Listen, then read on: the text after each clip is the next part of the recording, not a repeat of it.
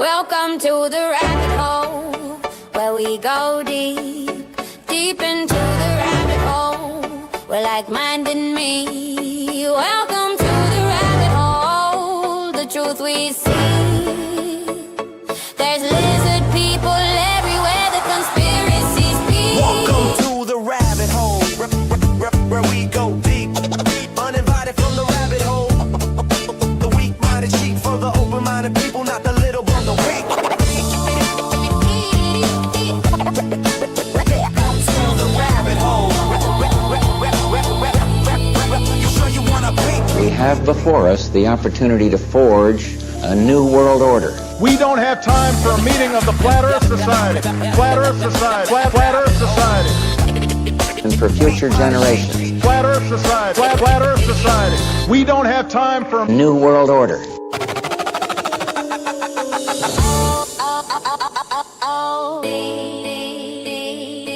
Treasure Island. They never come back. And boy,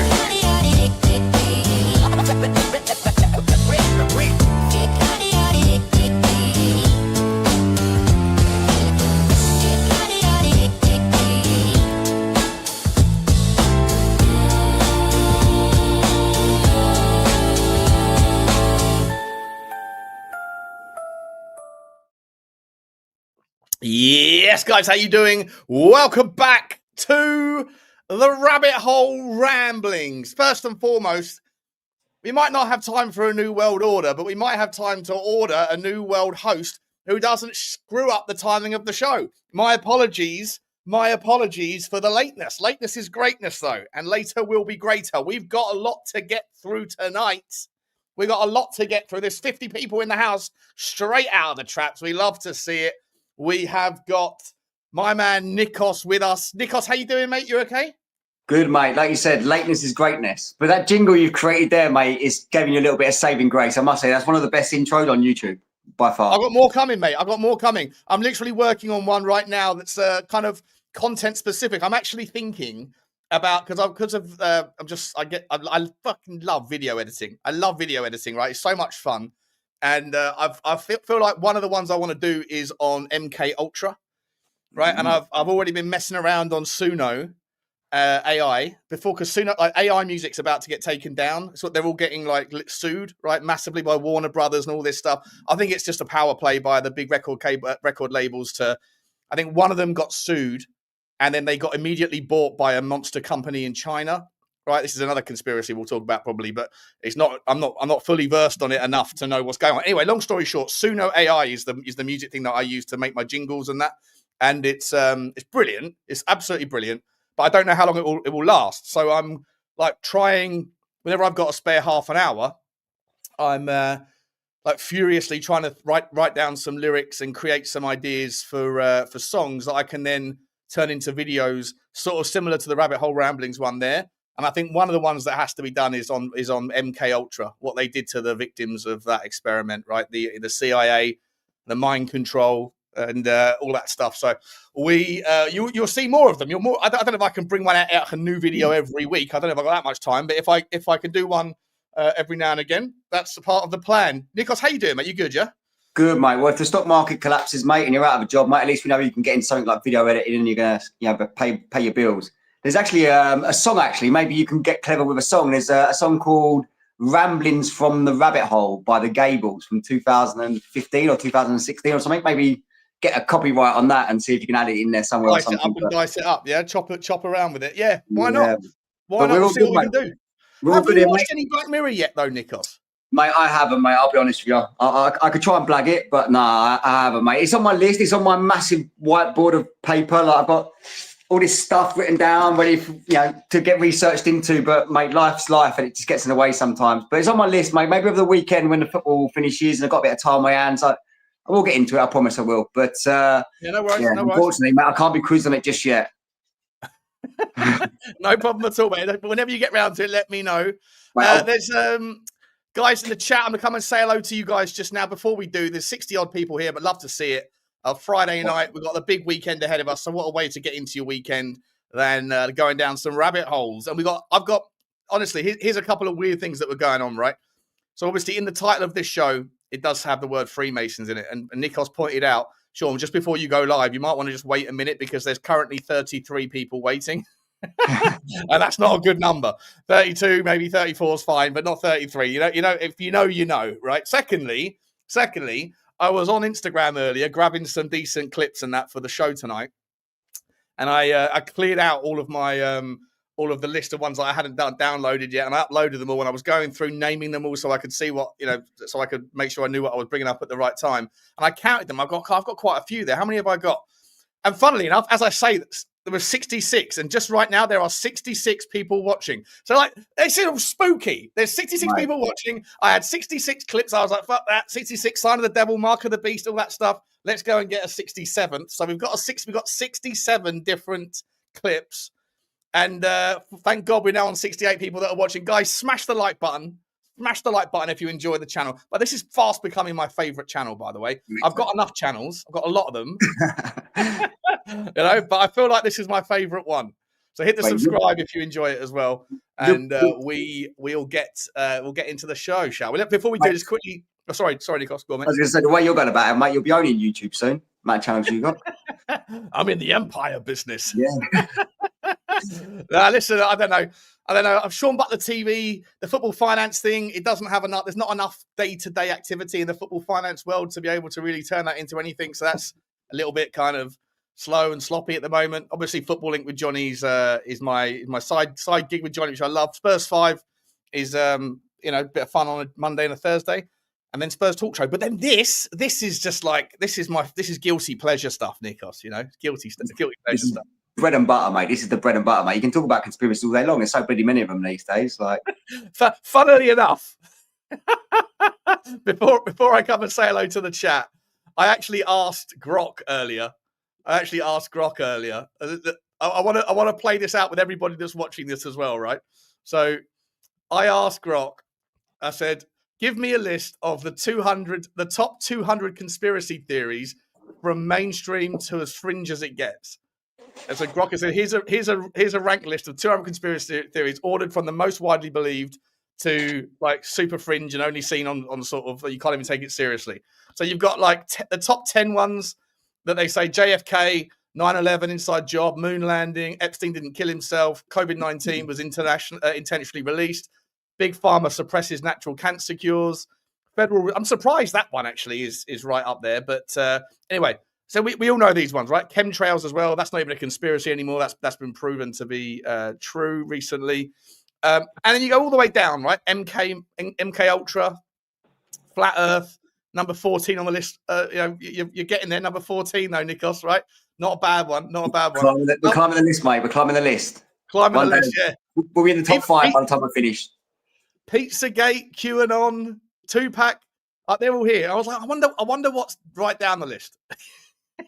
And I was sort of working my way down the list, going, which one? How low do I go before I how deep in the rabbit hole am I? Right.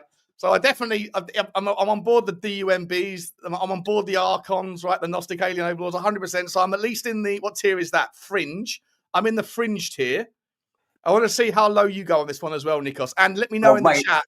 Let me know in the chat when you see that the lowest number that you see that you actually are on board with. Mate, I went through the list earlier on, mate, and I have a little bit of knowledge on all of it. So, like, I don't know what that puts me at, but I would like to say I'm like a professor. I'm a conspiracy professor. But the Grand Canyon one, one of the ones I actually really like that list. We haven't come up. Obviously, there's a few there we haven't covered, like the obvious ones like 9/11 and ones that are familiar with people, Titanic and stuff like that. But the Grand Canyon one is a really fascinating one for me. I've been there went there once actually. Well, the Grand Canyon was a quarry.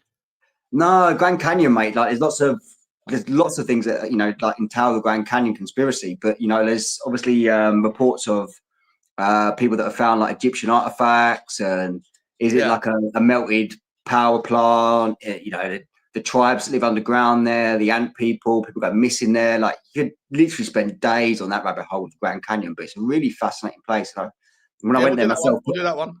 Yeah, we're going to tick these off one by one. Dinosaurs never existed. You believe in that, don't you? Yeah. So I think the dinosaurs did exist personally. Flat Earth's there again, 168. Go on. and 171. Mate, I'm right at the bottom, mate. I've done it all. I don't know where this time's gone, but yeah, I've done it all. Amanda Bynes is Amanda Knox.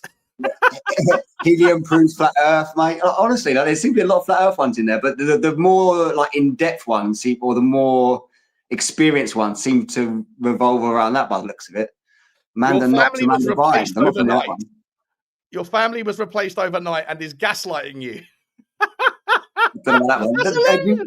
You know the story of BJ Penn, the MMA fighter? I know about BJ Penn, but I don't know the story. What happened? He's in that one there, which is 182. Your family replaced overnight, whatever.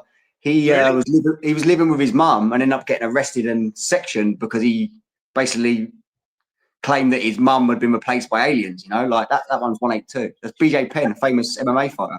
That's an Link interesting 182. Love that. The letter Q was banned because it reveals the dome. There you go, mate. So there's another flat Earth one. Flat Earth pops up quite a lot, doesn't it? It does. I know Eugene doesn't like it, and he keeps saying don't mention it. I'm not the one bringing it up. It's on your board here, but I'm just saying, like, it seems to be quite a common, topic of interest in these particular 100%, mate, 100%. Listen, for sure, flat Earth is growing. It's not shrinking. It's growing. More and more people believe in flat Earth. Like hundreds of thousands of people believe in flat Earth, or maybe even into the millions now. You know, yeah, it's a lot. It's a lot more. When I first got into it all those years ago, mate, it was really niche subject, you know. But as I said, like people that have the big channels in those particular areas. Eric Dubay in particular, he's got like 300,000 people on his YouTube channel alone. He's got all the social medias. There's a good channel called My Lunch Break. I don't know if I mentioned it before on the previous shows.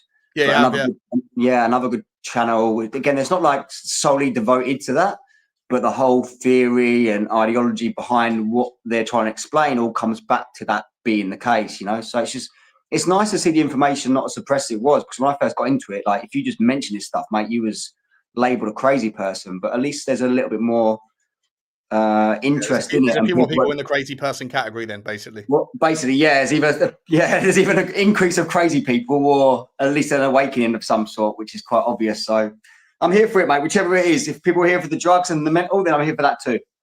Do you know what? There's a lot of these ones about soul. Like you put this thing on the plate about me having a vaccine. Now I've lost my soul unless I got lucky and was in the 10% of people that got the saline solution. Yawning is your soul trying to escape. That's hilarious.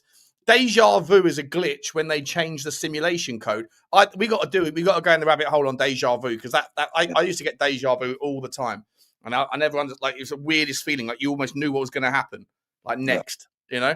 Anyway, and then this one here, you specifically are the only real person. Everything else is scripted around you. You know, I saw that, and then I went onto YouTube earlier, and the first thing that was shown to me in my sort of recommended list was the free movie, The Truman Show. Great movie, right? And it always makes you think, doesn't it? It always makes you think, like, is everybody just acting, and is it all about me? Maybe. It feels a little bit egotistical, you know. Like, I don't want to kind of go down that rabbit hole, you know. I like to think better of the world than that, but it wouldn't surprise me, you know. Like, you're here for my entertainment, I'm here for your entertainment. I don't know, but yeah. People watching. Fair play to the people watching, though. Like record numbers on the last show. Like when I did a playback on the following day, there was like 1,500 people had viewed it. You know, you mentioned the viewing time is like through the roof. It's so nice to see people that stay in, tuning in, listening to us down the rabbit hole and talking about these subjects. You know, like they're not all going to be for everybody, mate, but it's just so refreshing to see like open-minded people, like-minded people engaging in the chat. You know, some of the comments we get are just, you know, unbelievably like intelligent as well, mate. It's a nice little group of people that you've assembled here. So let's keep it growing. And let's see if we can get these numbers up even higher. And don't forget to like and share and, you know, subscribe and all that good stuff. You know, like it's a really good, worthwhile cause, I think. Yeah, but so I appreciate you being a part of it. John's going to be on later on. Hopefully Eugene will too. Eugene's already in the chat. I don't know, Eugene, how are you in the chat but you're not on the show, mate? You're part of the. Yeah. I think Eugene's a conspiracy. I think he actually is the conspiracy. He's working for Mossad, you know, for sure. In my 5, Elon Musk have sent him to try and throw people off the scent. We got your number, Eugene. We know what you're up to. We got your number. Good to see everybody. Good to see everyone. This is amazing numbers already. Right, should we have a little? He's babysitting, is he? He's babysitting. Oh, You can babysit whilst also participating, mate. If you're watching the show whilst babysitting, then you can obviously be on the show whilst babysitting. But John is coming as well, I think, and we're waiting for his arrival. I don't know if he's fallen asleep or been kidnapped by the men in black. Let's take a little look see at video number 1, shall we, Nikos? Let's see where we're going tonight. Do it. Let's see what we got. Okay, well, let's go for this one. This one, what should we go for? Do you want to do a bit of Machu Picchu to start with Machu Picchu? Can do. Okay, I've got 2 videos from Machu Picchu, so we'll do one after the other, and then we'll talk about it. I'm just going to say it. It shouldn't exist. This place shouldn't be here. Machu Picchu isn't even the only city in the area that's 8,000 feet high. Yana Picchu is even higher. Before we try and explain how they got the rock to do that, you gotta explain why it was a priority to put doorways that go nowhere in the temple. This rock right here is what really gets me though. How do you get that up there? How did they know the same techniques as another culture across the globe? Why is the older stuff more advanced than the newer stuff? I don't see iPhones getting worse. I wouldn't know how to get water up here, but their fountains still work. We only know how they did it because we 3D scanned it. Not only did they know how to get it up there, they delivered it to the citizens via art. No one gives these guys enough credit. They thought these were for food or like grain, grinding grain up.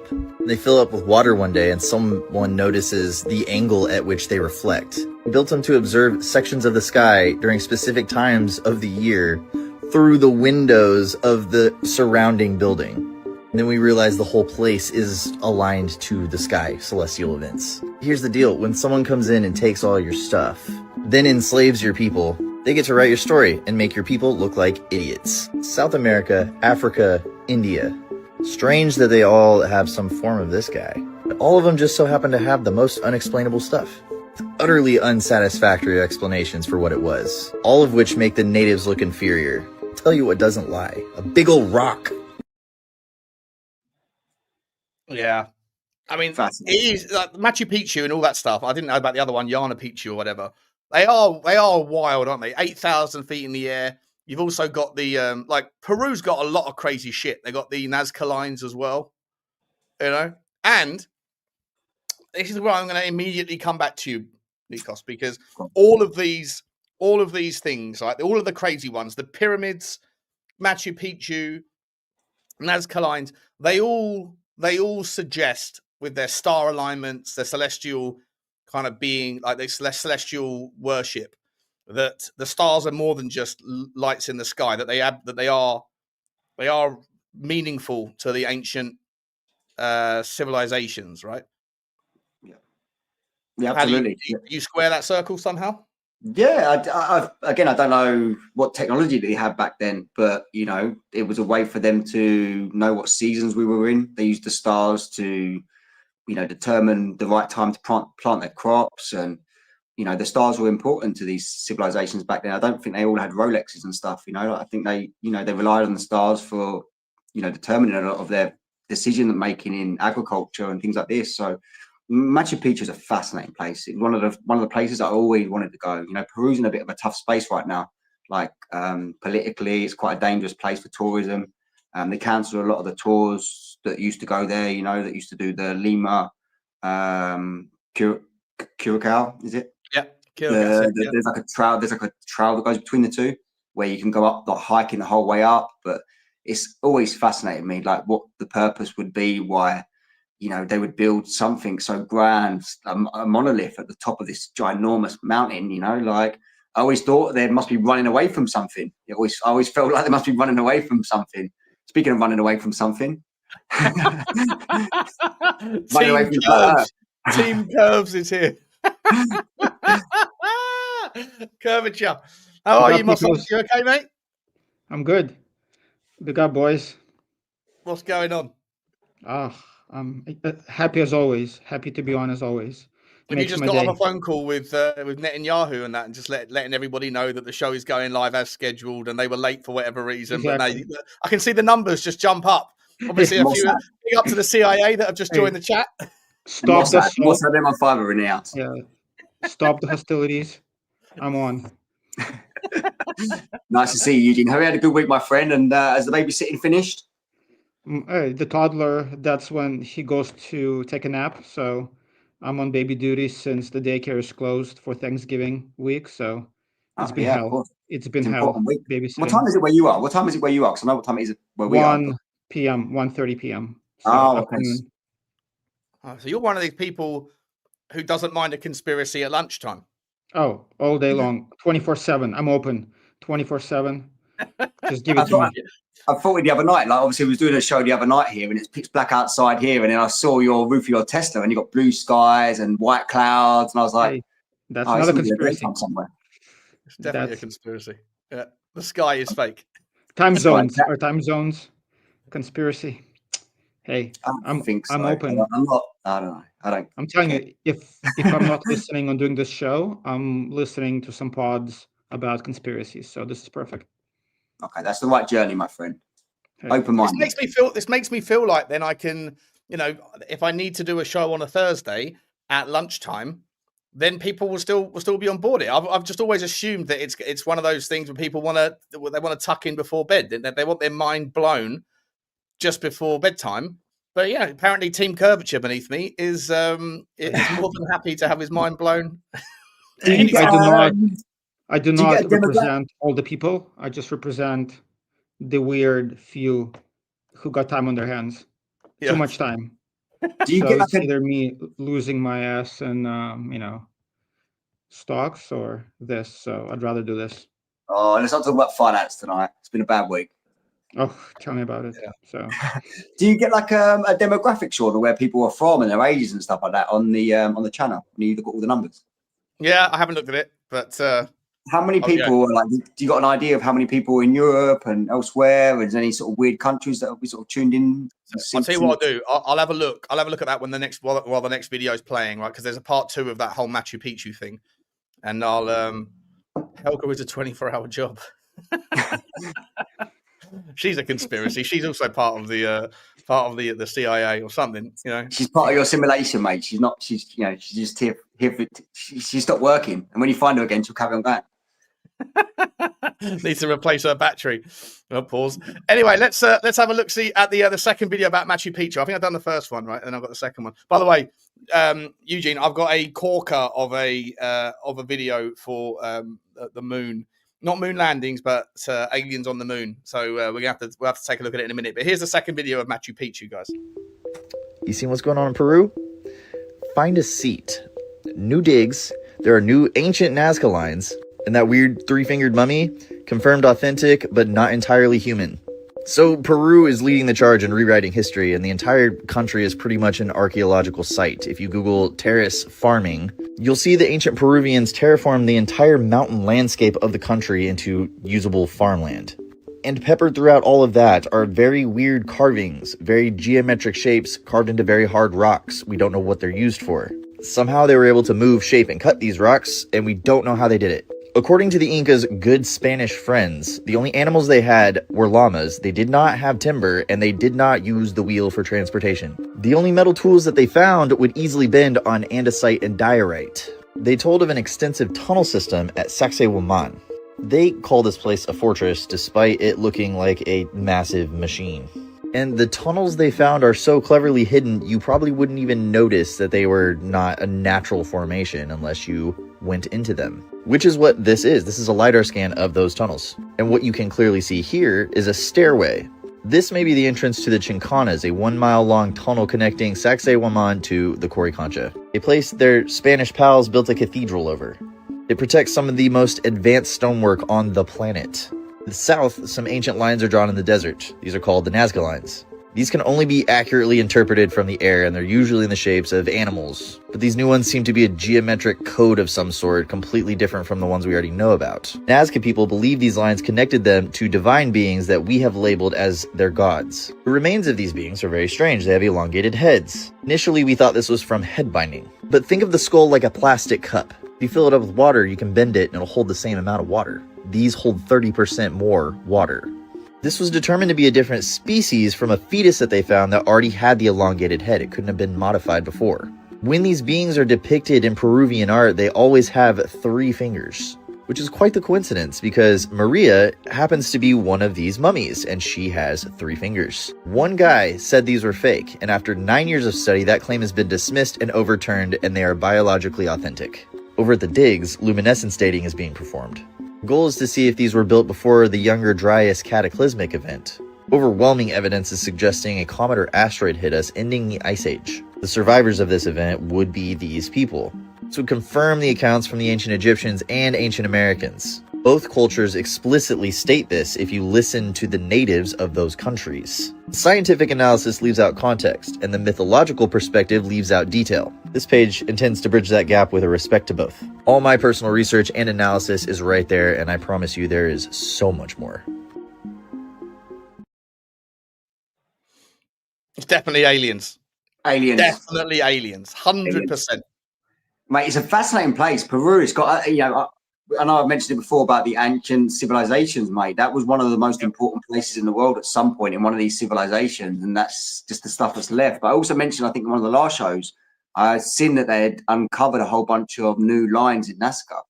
And they've been doing lots of LiDAR, radar technology on the, like, they find all sorts of stuff under there, these tunnels. It's just, there's so much we're yet to learn about it. But it obviously at one point or another, it was a very important place to, the civilizations that resided from there, so fascinating place. I would love to go there with a metal detector. I'm definitely going to go there. Yeah, I'd love to go. I can't afford to go back to Norway anymore to chase Helgas. I mean, I'm not sure what a native Peruvian girl's name would be. Someone in the chat, look it up, Google it for me. Going to go find myself someone with a giant head and 3 fingers. Makes my cock look bigger. Everything's perfect. when this channel gets to 100,000 subs, mate, and we're monetized, you can take us all on the trip to Nazca or Peru. Yeah, 100%. 100%. We're all going to go. We'll go to Peru on the way to Antarctica. Okay. Then we're going to go and do the 24-hour sun. Eugene's coming on that one as well. Johnny boy, how are you, mate? Good to see you. Good, thanks. How are you guys? Yeah, good, mate. Good. Are you coming on the flat Earth trip? Yeah, of course. Nice. It's an expedition. Get it right. It sounds better. It sounds more official and more. What's the word? More. Yeah. 100%. It'll be our last show. We'll be murdered on the way back. It'll be the last show. We'll do a live stream in real life. By Eugene and his Mossad agents. Yeah. Hey. We don't talk about it. Yeah. Oh, yeah. Don't spread. With the things that are happening, do not spread those rumors. How do you fly? How do you get to Antarctica? Do you have to fly? Is it to go? You have to go to. Is it Greenland? Chile? Greenland, isn't it? Oh, Greenland's at the top of them. Or on your map, it's in the middle, but on the rest of our map, it's at the top of the Earth. Falklands, maybe. Falklands, Argentina. I would have thought. Argentina would be close, yeah. Yeah. We can go look for Nazis in Argentina and then go straight to Antarctica. Mate, we're building a world tour. I'm going to just construct some flights. We're going on a tour. Boys are going on tour. I actually think it would be the coolest content for the channel. The 4 of us wearing like Canada Goose outfits. We're here in the deepest, darkest part of Peru. Yeah, I've just found a bird with 3 fingers. Come on! Wait, I'd be the only one that fits in with my blonde hair, especially in Argentina. Yeah, 100%. Where are your papers? Yeah, Patagonia. My grandfather's from Berlin.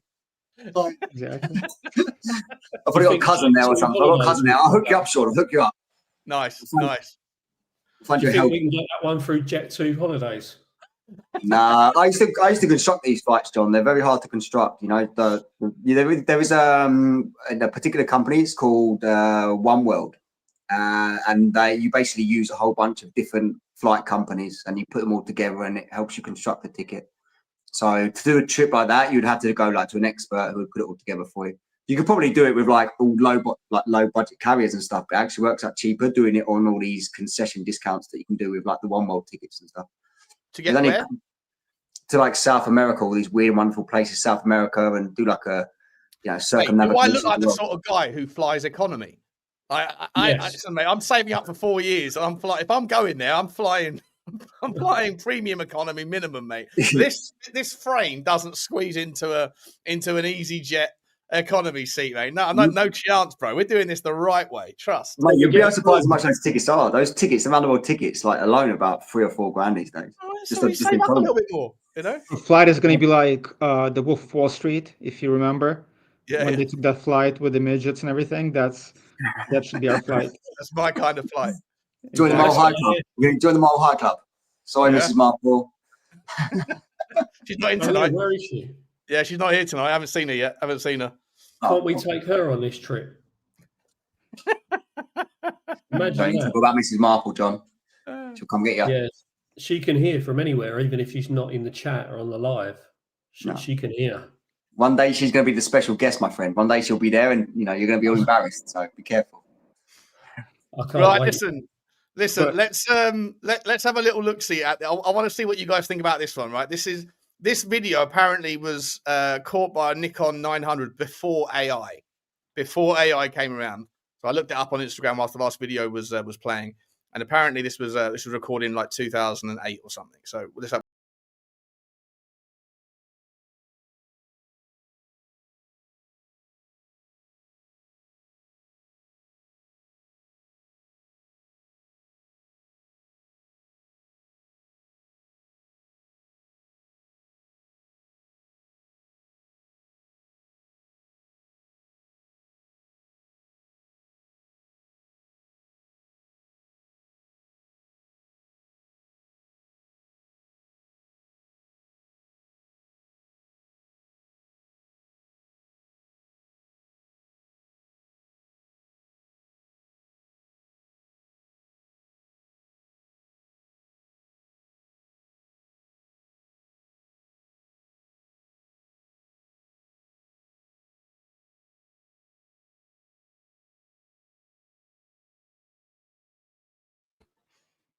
Hold on, I'm confused. How was this recorded and from where?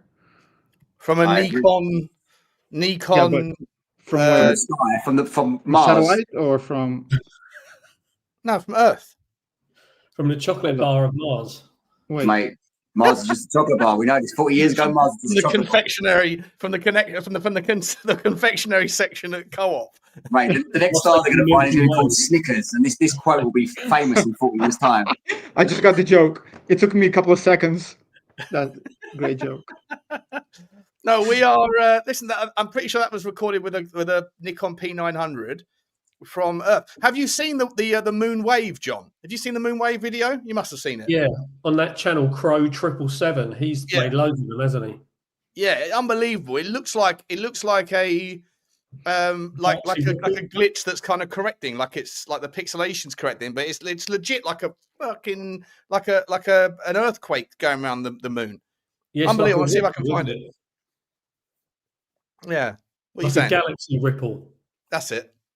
A galaxy. Let's just do a load of Galaxy. 40 years ago, mate, Galaxy was just a chocolate bar. Just a chocolate bar. Let's do a load of chocolate bar connections tonight. That was the best segment of the show so far. I'm gonna, if I vote, that was it. Appreciate the it. Mars bar. What are we saying? Are we saying that video like aliens on the moon? What are we doing here? No, I mean I believe in aliens on the moon, but that video looks fake AF. But the aliens are definitely on the moon. Mate, no that's doubt. the first thing before the show. Sean showed me that, and that's the first thing I said as well. So we actually agree on something, Eugene. I think that looks very CGI. Yeah, no, there's no way it's real. However, the aliens on the dark side of the moon, the bases, 1,000%. 1,000%, yeah. 1,000%. The dark side of the moon, no one's seen. 1,000% sure about. Come on. 1,000%. What about Pink Floyd here? They knew. They knew. Pink Floyd knew. Freemasons. Yeah. I don't know. So we're going to have a vote on each of these, whether they're bullshit or they're legit. Yeah. I mean, most of them are probably bullshit, but it doesn't mean the conspiracy is bullshit, right? It just the video, but so the video is BS, but the aliens are there. Mate, you've got to be so skeptical of videos you watch on the internet these days, mate, with AI and stuff. You'll be so skeptical. You know, that's video John pulled up a few weeks ago with the sun in the clouds. Like, I've seen that 15 years ago as well. But these days, mate, you can't believe anything you see. Right. This was recorded. This is the first lunar wave that was recorded 12 years ago. So this isn't AI. Okay, this definitely isn't AI. I don't know what it is, but it isn't AI. This is before AI. Check this out. It comes from the bottom of the moon up, I think, on this particular one. Look at it waving through. Wait, can you see it there? Yeah. It follows the line of that. It looks like it's a glitch that's recorrecting itself. And there's the second one straight after it. Should we start a theory that the moon is a hologram? Should we start that one? Yeah. Well, look at it again. Look. Yeah, I can see it. Yeah. So, what the fuck is that though? it's like an Epson printer printing out a moon. Maybe it's a camera glitch. 3D printer. It's a camera glitch. Come on now. Nah, Yeah. it's not a camera glitch. Why would it Okay, work that way? Occam's razor. Occam's razor is an annoying thing to bring up when we're talking about wild stuff like this. What's that? Sorry, what? Fair. But what was it, Eugene? Occam's razor is basically says that the most logical outcome is the most realistic. You notice how that pattern on the moon as well resembles very closely the continents on Earth. Have you ever noticed that? The maps of the Earth and that, like it's a mirror. Something like so what does this imply? What's the implication of this? What are they claiming? The moon is not real. Oh. I'm calling this wave a hologram, for lack of a better term. Also notice the bulge appearance on the organic wave and the tilt, which roughly matches the tilt of the moon. The wave begins at the southern pole, as does the second wave. The pan of the camera. Oh, didn't catch that bit. What if it was a giant scam to convince people we live on something round? What if it's just a massive scam? So people think, oh, it's something round in the sky. We must be round. It is weird, isn't it? It's weird, but there are billions of people, like amateur, just random people with their little telescopes looking at the moon every single day. I'm sure this would be a repeatable. It has repeated itself. There's loads of videos of it. Yeah, I've seen it before. Interesting. Let me know in the chat. One if you're calling BS. 0 if you're 100% thinking there's something going on with that one, guys. 0 for BS. Just 0 always represents BS. 1 for there's something going on there. Okay. All it's missing is a bird whose head opens up, and Hey, listen, Grok said that was legit. I'm just saying it could be, but the older the videos are, the more credibility they have. I'll give it that. Very true. I actually agree with that, Nikos. Yeah, I think these days that's the problem now, isn't it? With deep fake, with AI, all that stuff, like anything and everything could be. There's a guy called HS Tiki Toki, who's like an influencer, who's funnily enough is on TikTok, but he's also on Instagram, and that he's a part of the Misfits boxing crew, one of these guys that goes around shagging birds and doing cocaine and living a perfect, unbelievable life, making a lot of money for it. And he obviously gets a lot of haters because he's made a lot of money and he's a bit of a donut or whatever. And people started using AI to turn him into all sorts of things. Like there was him doing dancing videos in leotards and him like chatting up like a 5-year-old girl and all this stuff. And he's sitting there watching them going, this is absolutely terrifying because it looks just like him. Like there's no, if you didn't know it was fake, you would believe it was real, sort of thing. Actually, you can do it to anyone. I put him on a whiteboard. I remember you mentioned him on one of the previous shows, and I jotted the name down, so I didn't know who he was. I still don't really know who he is, but I actually took about 10 seconds to sort of look into him, and it was like, HS Tiki-Toki's been arrested for. I'm like, dickhead, lying through that. Yeah. He got in he drove up the road from me here in Virginia Water. He took a McLaren, Mercedes McLaren, like one of those supercars, and he smashed it up, like was going at 100 miles an hour, whatever. And he hurt one of his mates, who's another influencer, and he deserted him and then fucked off to Dubai. And I don't think there's any extradition or whatever. So he stayed out there for a year, but then he came home and he's been arrested and went to prison whilst they're seizing his passports and things. So, but yeah, what a douchebag! Absolute arsehole. But that still doesn't mean that you should have people making AI videos about you flirting with a child or whatever, because you know, those sorts of things Mate, are dangerous. if that's the kind of, you know, caliber of person, mate, like, make more videos about him, is what I say, you know. Yeah, but it could happen to anyone. They can do it about you, Nikos. You know, mate, I'm sure they will, and I welcome it. I welcome it. Come get me. I don't care. they're gonna do an AI video of Nikos when he get of him at the South Pole, realizing that the Earth is round, and then having his mind literally blows open. Do it. I'll laugh. Do it. If you got that much time on your hands, mate, I'll give you a job. So yeah, John, are you saying that the moon wave is real? The lunar wave? What do you think about that one? I'm a little bit unsure on that one, and I'm wondering if AI can be used to edit older videos. Is that a possibility? What do we think? Yeah, but I saw that video about 12 years ago. So yeah, like, I remember seeing it. Yeah, I remember seeing it at the time when he was bringing them out. But can AI be used now to go back and edit old videos and manipulate some of the effects on them as well? Not saying that one that's had that done to it, but possibly. Has that guy who made that video created that effect on it? Because how can that not be done quite simply? Yeah, I've got an AI tool. I'll see if I can knock up a quick lunar wave for the next episode. See what happens. Speaking of AI, have you seen this one? This is pretty scary, right? Is it a pigeon again? No, we're not doing the pigeon one. I think that was debunked. That was Richarlison, wasn't it? He was crashing into the window. Look at this. This is the advancement. They now can make a modular human being. Check this out. I'm not sure. I think this is real. This is coming from a documentary, so I think this is real. Check this out. We're looking at Oscar, the first human modular prototype that is able to live in various setups. Connect the brain to the heart modules to activate the blood circulation. Now, the lung is going to start breathing. You can see both organs are now collaborating. I can add a kidney module. And if I add a limb module, I start actuating the organism to move. Now it's looking for the optimum temperature, which is 37 degrees. If I add another limb, Oscar will recognize it and beneficiate from new possibilities.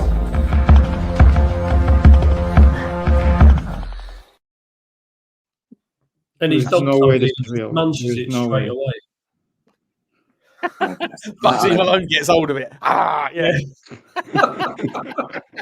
Right. If that's real, that person should be put in jail and is licensed to do any type of scientific research. He should be taken away. Like, that's just scary if it's real, but I don't think that's real. It can't. I mean, all the nerves and like the body rejects like organs that are not like native. Like this cannot just work like that. And I'm not a scientist or a doctor, but you know, like a plot from a movie or something, maybe. I don't know. But it doesn't look real to me either. And his accent, I don't believe it. He's probably like Swiss or one of them. I don't believe him. Like, me and Eugene are getting very much aligned in the skeptic. Yeah, everyone's become a raging skeptic tonight. What happened? I need to get Susie back on. John, help me out here, bro. These guys are saying everything's fake tonight. What's going on? They're all worried about their reputations with the Mossad. It's Mossad video. Step up your game. Step up your video game. My father tuning in. I'm just on my best behaviour. Mrs. Marple's tuning in. I just don't want any enemies. Oh, is she here? No, she's not here today. I'm sure she'll comment on the one. Yeah, that is a really weird one, though, isn't it? You got to admit that's just strange. Odd. Yeah, that's scary if it's true. Yeah, that's like some like fucked up aliens film or something, isn't it? Yeah, it feels very gremlin-y. I mean, eventually it's going to happen. Just not yet, but it's going to happen one day. Eugene, you're getting all the heat tonight. Nikos yeah, is getting Destiny is. He's behaving himself. He's getting all the flack. What's going on?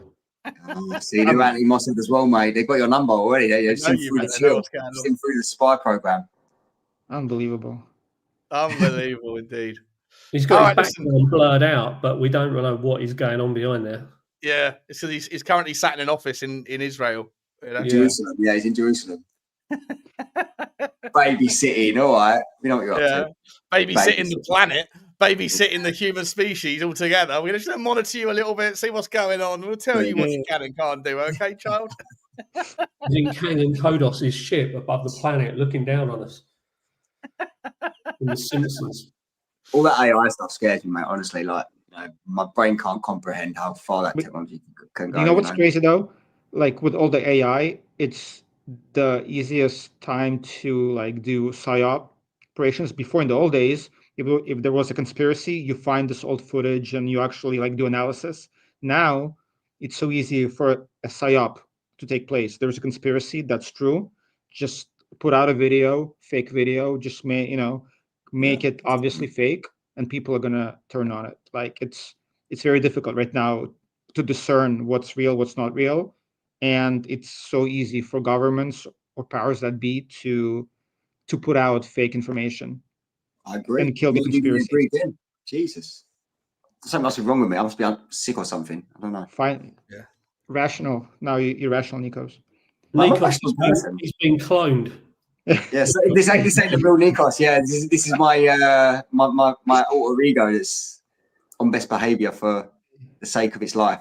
No, so by the way, guys in the chat, right? Smash the like. There's over 100 people here. Love to see it. Smash the like, smash the subscribe, and all that stuff. Please subscribe to the. If you're on Spotify, then you can see at the top of the page. There's a link to Spotify. I've uploaded all the videos onto there as well, in case this is more of your thing when you're out walking the wife.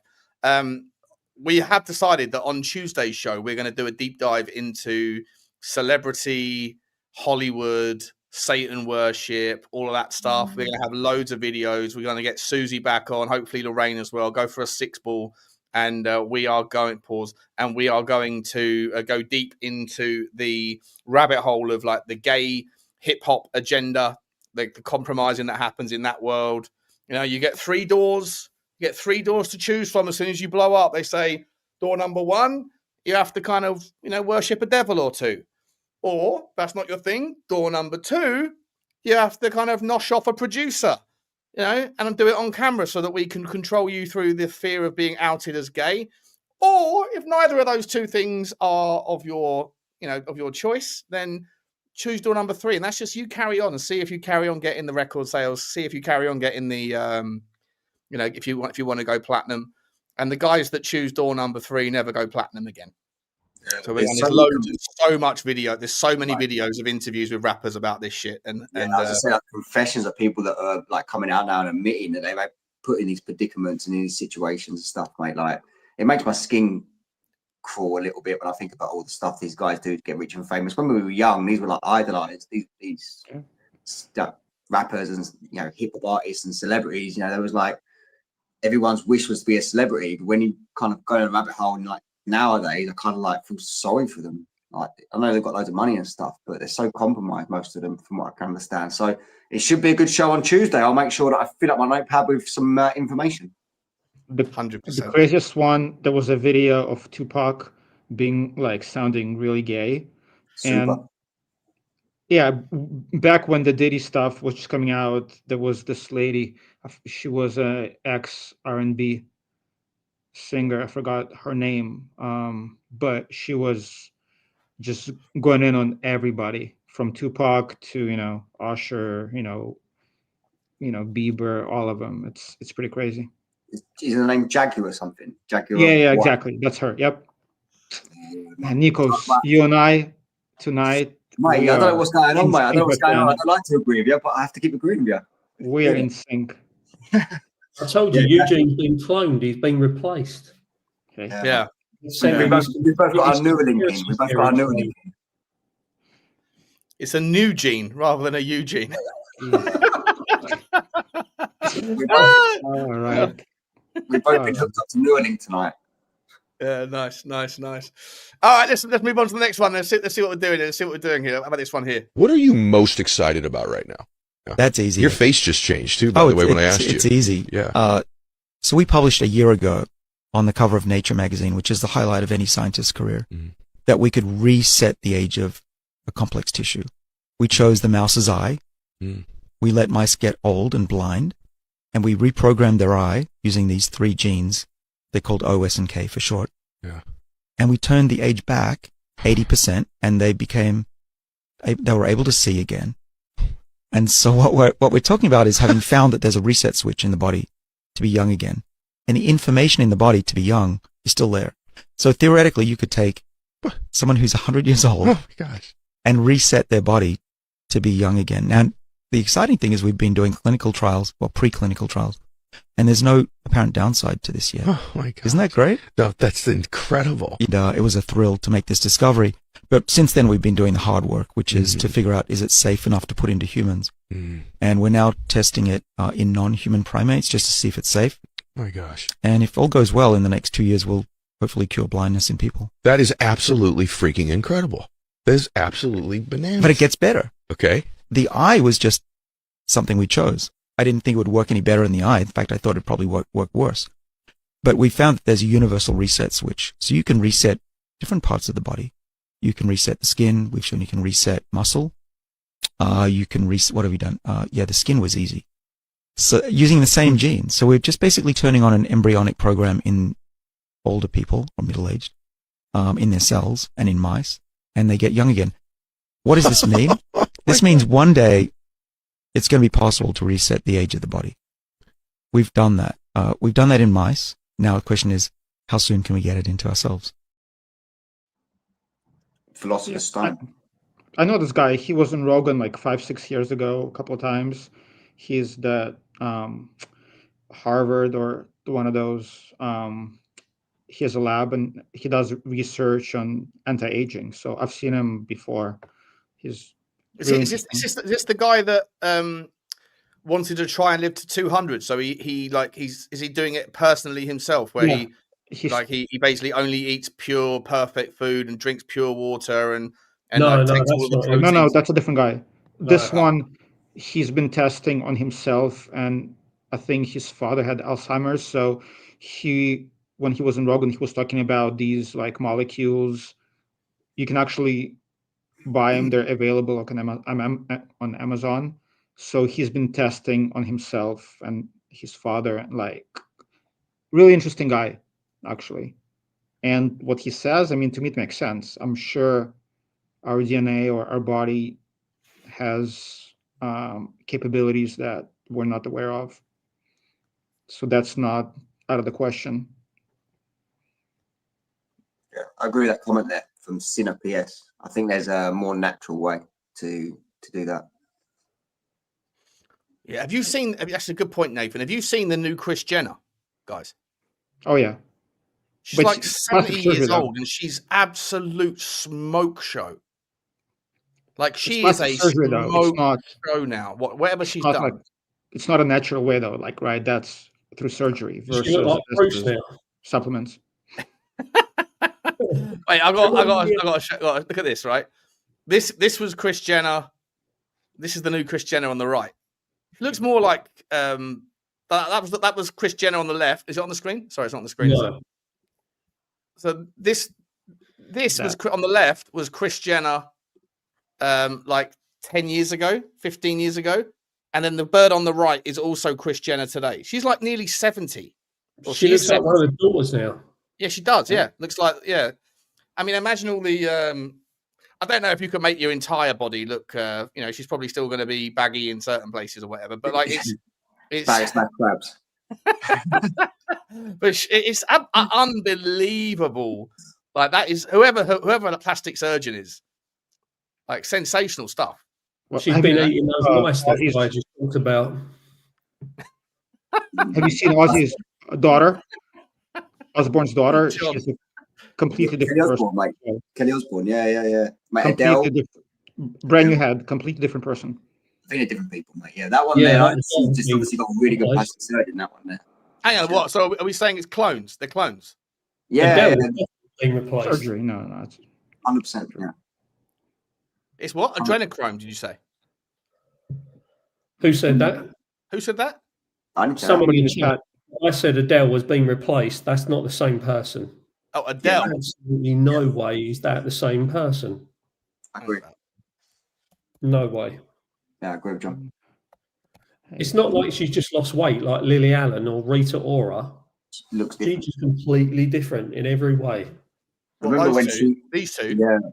Yeah, remember she got so famous so quickly, mate. She made so much money, mate. You just, these record companies, it makes sense for them just to replace these people, mate. And take all the copyright for all the, the music they made. I don't know. That She could be was the same always person. looks, being that features size, look wasn't she? similar. The face features look. The plastic surgery right now is crazy. Like doctors Yeah, can but do anything. Eugene, she was always happy being that weight. She didn't give a shit. She was just a happy-go-lucky girl who enjoyed what she did. Wasn't that's the same person, John. being That's like the same that. person. Now listen, No. everybody that's fat pretends like they're happy, and they always and they went through this period. Like I know this myself. Like you pretend like you don't care when people but everyone wants to be skinnier. Everybody does. Right? There's no one out there that enjoys being overweight, despite the fact that the kind of zeitgeist allowed women more than anyone else to sit there in the last 5 years and say, everyone's beautiful, body shaming's outrageous, and all these celebrities were rolled out saying, yeah, love yourself no matter what you look like. The second that Wegovy and that Mounjaro came on the market, they're all jabbing themselves, within an inch of their life. And this is the outcome. I don't think this is not a swapped out person. You can tell she looks very. I definitely think there's some people that look weird. Like they look at the eyes.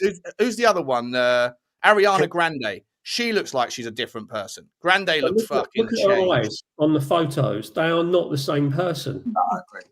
Makeup, but look at the lips and the nose. Look at the eyes. They're more like. She's got makeup on. It's just makeup contouring, isn't it? Yeah. She had lots of discrepancies with her record company, though. She had lots of music that was deleted. She had lots of problems with the people that she produced with. She had lots of problems with like the ownership of her music. So there's quite a deep rabbit hole actually thinking into her history. We can probably bring up on one of the future shows. She got the same chin going on. Got the bum chin. But even that, like, there are doctors who do like surgeries for criminals that look completely different, right? If you have like millions of dollars, you can find a plastic surgeon who's going to make you look completely different. They can make me look like one of you guys. So Joe it's Biden's all about money. Why would you want to look like me? Inconspicuous, if they look like you, John. What's that? Inconspicuous. If they wanted to look like you, John, they'd fit in. They'd fit in. You can put on any wig, any mask, and you'd be cool. Easy to work with. Yeah. I might have even been one of the Joe Bidens, for all you know. He's definitely been changed. He's 100% he was changed, right? And look, I definitely think that what's her name? What's the one? Ariana Grande, right? She has 1,000,000% like that bird there. Okay, that bird there versus. Let me get a pretty picture of it because look at the state of it now. She was a Nickelodeon kid, right? She was a Nickelodeon kid, right? Yeah. But she used to be absolute smoke show back in the day. Grande did. I don't know if that's the same person. How about Eminem, Marshall Mathers? He's been replaced. Oh, for sure. Mathers is 100. Yeah. Okay, we're moving into the. We're doing clones. We're doing clones. This is Tuesday's one. Eminem. What? Yeah, are we going off the track here? No, that's all right. No, because cloning is its own category. Cloning is its own category. Hollywood. He just grew a beard. He just grew a beard. Boys, Eminem cloned for sure. There must he be just got something older and grew a beard. That's what happens when you age. You look different.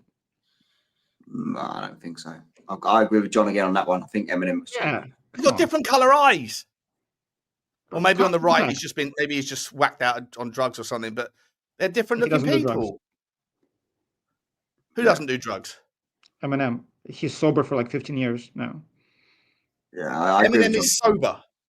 Yeah. He's been sober for a long time. That's one of his. Well, okay, then. So his eyes. So explain the eye color. He's got green eyes on the left, dark eyes on the right. Explain that to me. Contact. You skeptic.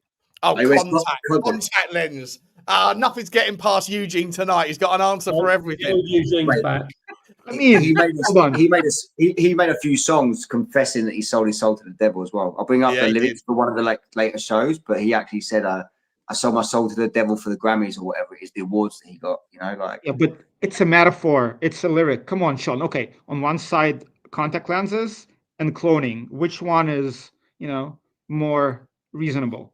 Do you know what sort of channel this is? I don't know if you know what channel this is, mate. All right. We're not sitting here. This Okay, channel is fine. not called Occam's Bloody Razor. This is Alright. called the Rabbit Hole, mate. This is the Rabbit Alright. Hole. What are we doing here? He was changed. He wore a necklace around his neck all the time. All the money he's got, he always wears a pyramid around his neck. How about that one there? Look, that one where he's on the left. Keep going. That This one. one? I mean, look at that. How can you say that is the same person? He looks like a chick. He looks like a female on the right. Looks like a lesbian, like Eric Lamella.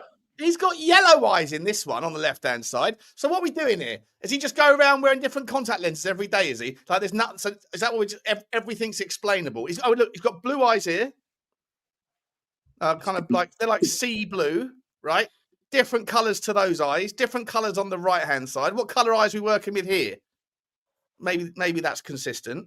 If those photos weren't side by side, Eugene, would you say, oh, that guy's just Eminem? Would you say that was the same person if you didn't see them? But 20 years later, 20 years has passed before this picture and no, his not latest all of them, picture. though.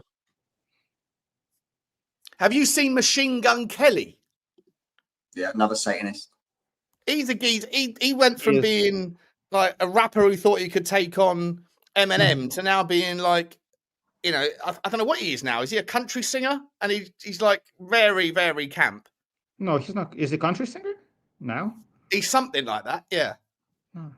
Hang about. Yeah, look, all these celebrities, they've had hundreds of surgeries, of plastic surgery. So just looking at before and now, it's not going to tell you much. He was signed to Puff Daddy as well. He was signed to Diddy. Machine Gun Kelly. Who was Machine Gun Kelly? Yeah, he was signed. That's his record label. I thought he was going to be in a Clint Eastwood film or something with that name. Yeah, right. Bart Simpson has changed, has he? Pull that up, Jamie. Says Anaconic. What's that? Bart Simpson changed.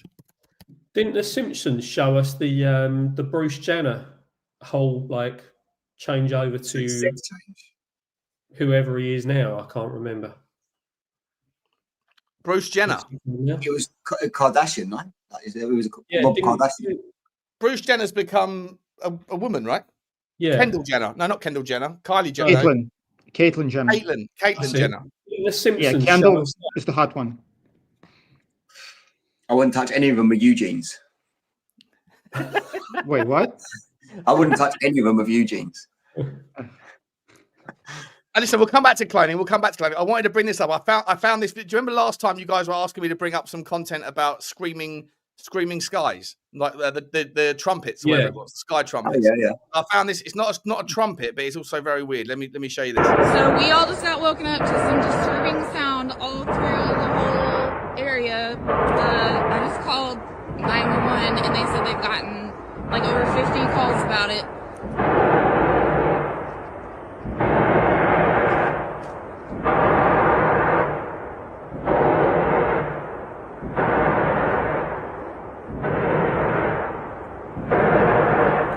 Redstone. These are some old Aztec sandstones, located 1 hour outside of Las Vegas. What are the ancestors saying? Or maybe what's built underneath these old dunes? Sounds like a fucking angry dragon. Sounds like they're boring out something underneath the ground. Sounds like they're tunnel building. I think that sounds like.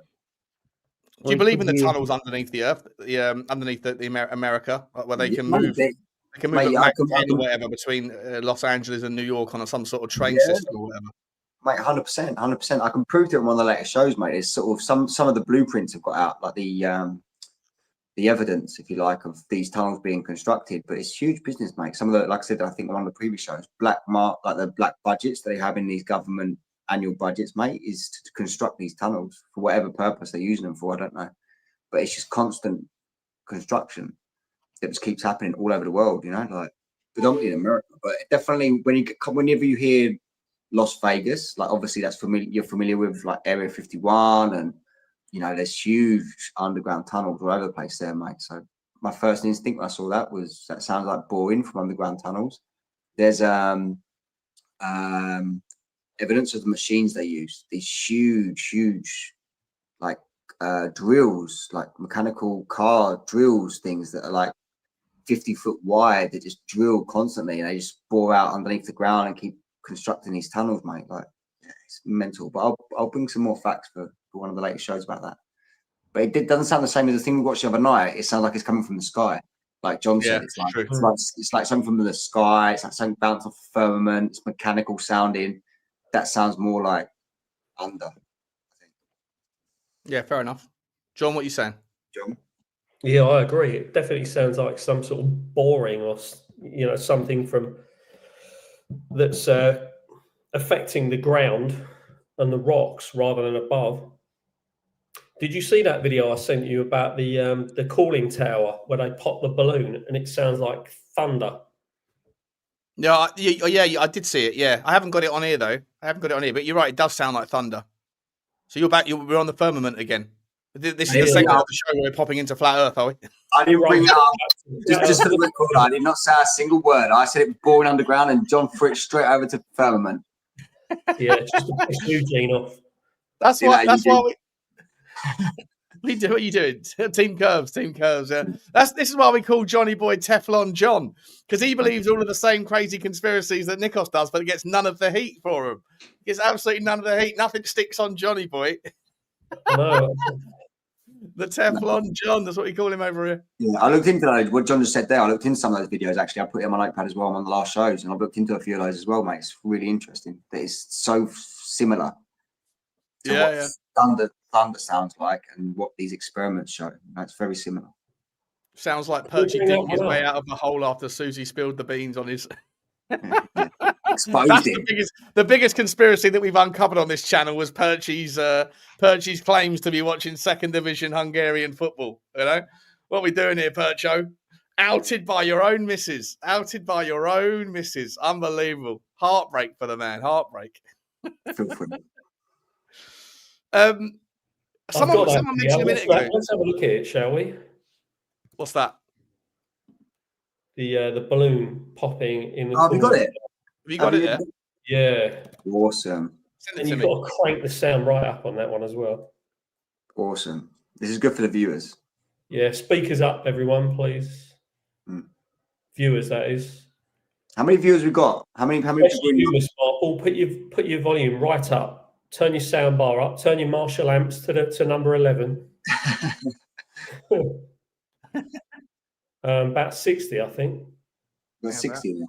There we go. What are we doing there? Why can't I share it? There we go. Is it on the screen? Yeah. Yeah. Yeah.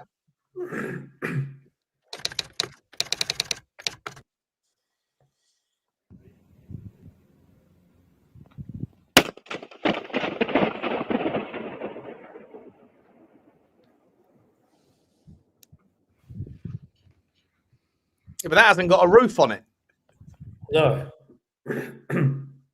I'd be there all day doing that. I'd have like. Yeah, me too. Another balloon. Give me another balloon. Try again. Yeah. And I'd keep videoing Eugene, going, here, Eugene, look at this. At least it's real science, repeatable, testable, observable. Yeah. It doesn't prove in a firmament because a firmament's got a roof. I didn't say it did. I'm just saying it's an experiment they're doing that they can keep repeating, and it's observable, and they're testing it. So like, it's just echoes though. And it sounds like thunder. It sounds fun. It might sound like thunder, but it doesn't. I don't know. Like, what are we suggesting from it, John? You can't just say look at the video. You've got to put together some thesis.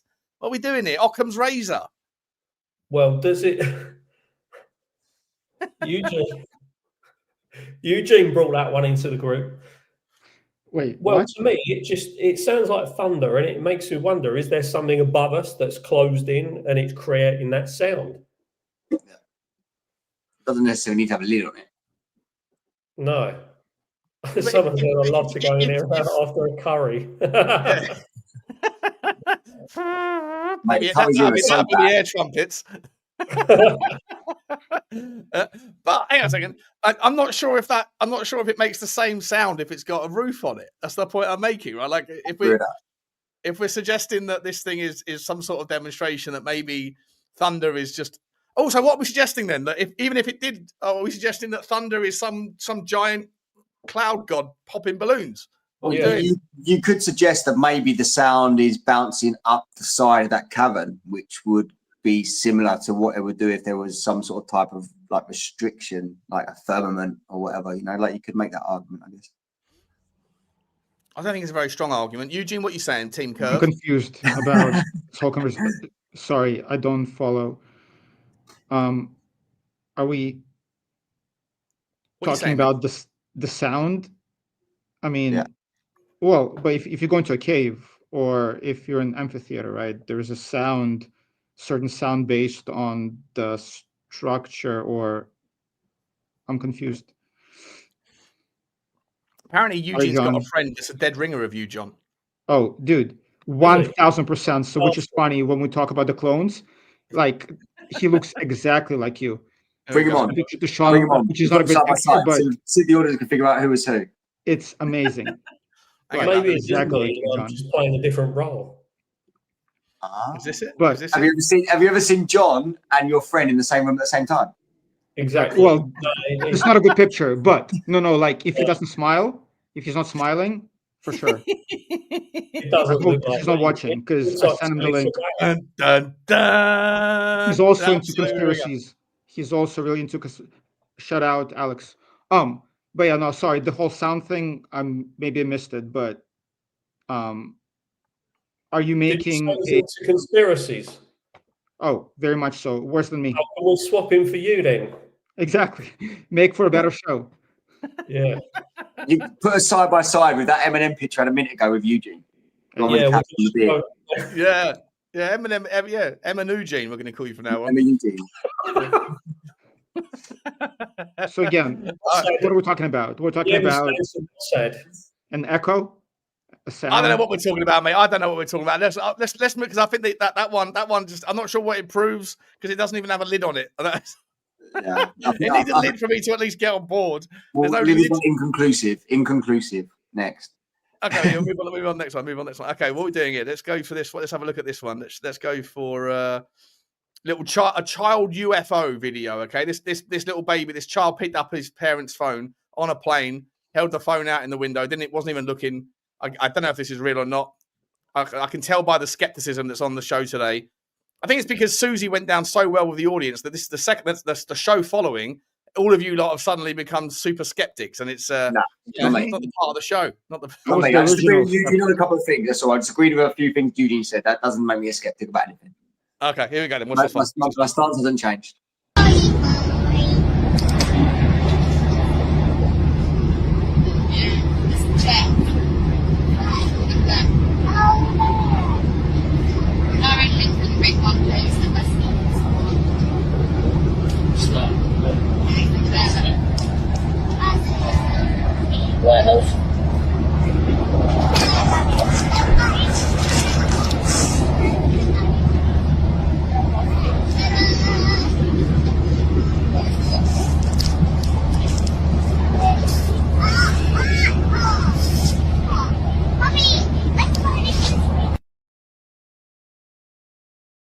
I don't know.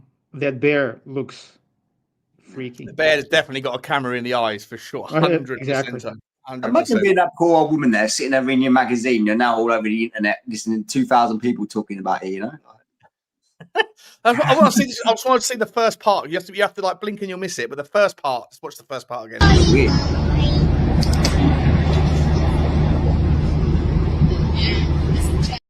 It looks like something shoots past the plane. Yeah, and then it does. back. Yeah. What are we No, saying? for sure it's real. There've been Could be light, a bunch of reports. Reflection, some sort. No, there've been a bunch of reports from airline pilots that they've seen similar things, like thousands of occurrences. So I believe it. Oh, so this one's okay with you? This one's 1000%. is okay, yeah? 1000%. This is reasonable.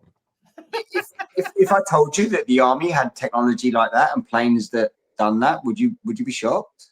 Like, I don't think I would be. Yeah.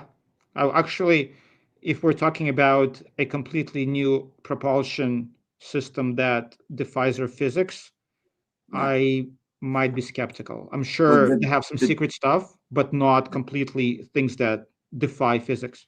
Well, they had that in World War II. The Nazis had the Glocken, the bell. I mentioned it on one of the last shows. They have something that can defy physics, and that was in 1940s. But I think they can explain the bell like with their current physics. The way like these are, this is completely outside of our understanding of gravity. Unless you're saying they have an anti-gravity type of a thing, which is possible. You've got to believe in gravity. If you believe in what I believe, where it's just buoyancy and density, you've got to be able, wait, let me finish. Calm down. You've got to be able to manipulate your surrounding area. So if you can just manipulate that, you don't need to defy anything. You just be able to have an understanding of how you manipulate the surroundings of whatever your craft you're in. Yeah, no, that's fair. But gravity, in my opinion, is just buoyancy and density. That's what it is. That's why butterflies can fly up in the air and helium goes up, and they defy the laws of gravity because the helium in the balloon is heavier than the air that's surrounded by it. What about an apple that fell on Newton's head? Oh, you sound like you believe in stories. I've got to be honest, right? I've got to be honest. Let me say something. Let me say one thing. If that apple had fell into the water after it hit his head, it would have floated. And he would have been able to then justify that it wasn't gravity, it was actually just buoyancy and density. The fact that he wasn't sitting next to a lake when he did it means he's wrong. Let's do a real-time experiment. Let's see if this falls. Sorry, Sean. That's all right. Why was that cam blurred out? MI5. It was an air conditioning unit. Okay, yeah. Where's that camera you got? Yeah. Where's that camera you got? I want you to turn off your blur, mate. I want to see what's going on behind you. I want to see the size of your house because you live in San Francisco and that room looks quite big. So I reckon you must be earning big. You must have been earning big money to be out because in San Francisco it's like 10 grand a month for a garage or something. So like, not San Francisco, outside. I'm in the boonies. I'm in the urban. How far from San Francisco are you? Wisconsin. 2 hours. 2 hours away. Oh, okay. So closer to LA. New York State. No, other side, opposite. Tennessee, yeah. No. Yeah, no. There's no way. I used to live in San Francisco in the 90s when it was super nice and cool. Now I would never go back. I wouldn't even visit. San Francisco now. Yeah. All the money's gone into Nancy Pelosi. What's that? Don't they love a Tesla though in San Francisco? Well, Elon moved in and so did all the crime. Just coincidence, I don't know. Hey. Tesla is just from getting from one place to another place. It's just. I reckon that was a flying Tesla in that video in the outside the plane, outside the passenger plane.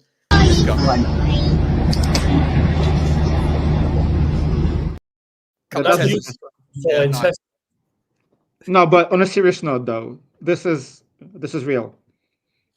Talk to me. Why is it real, Eugene?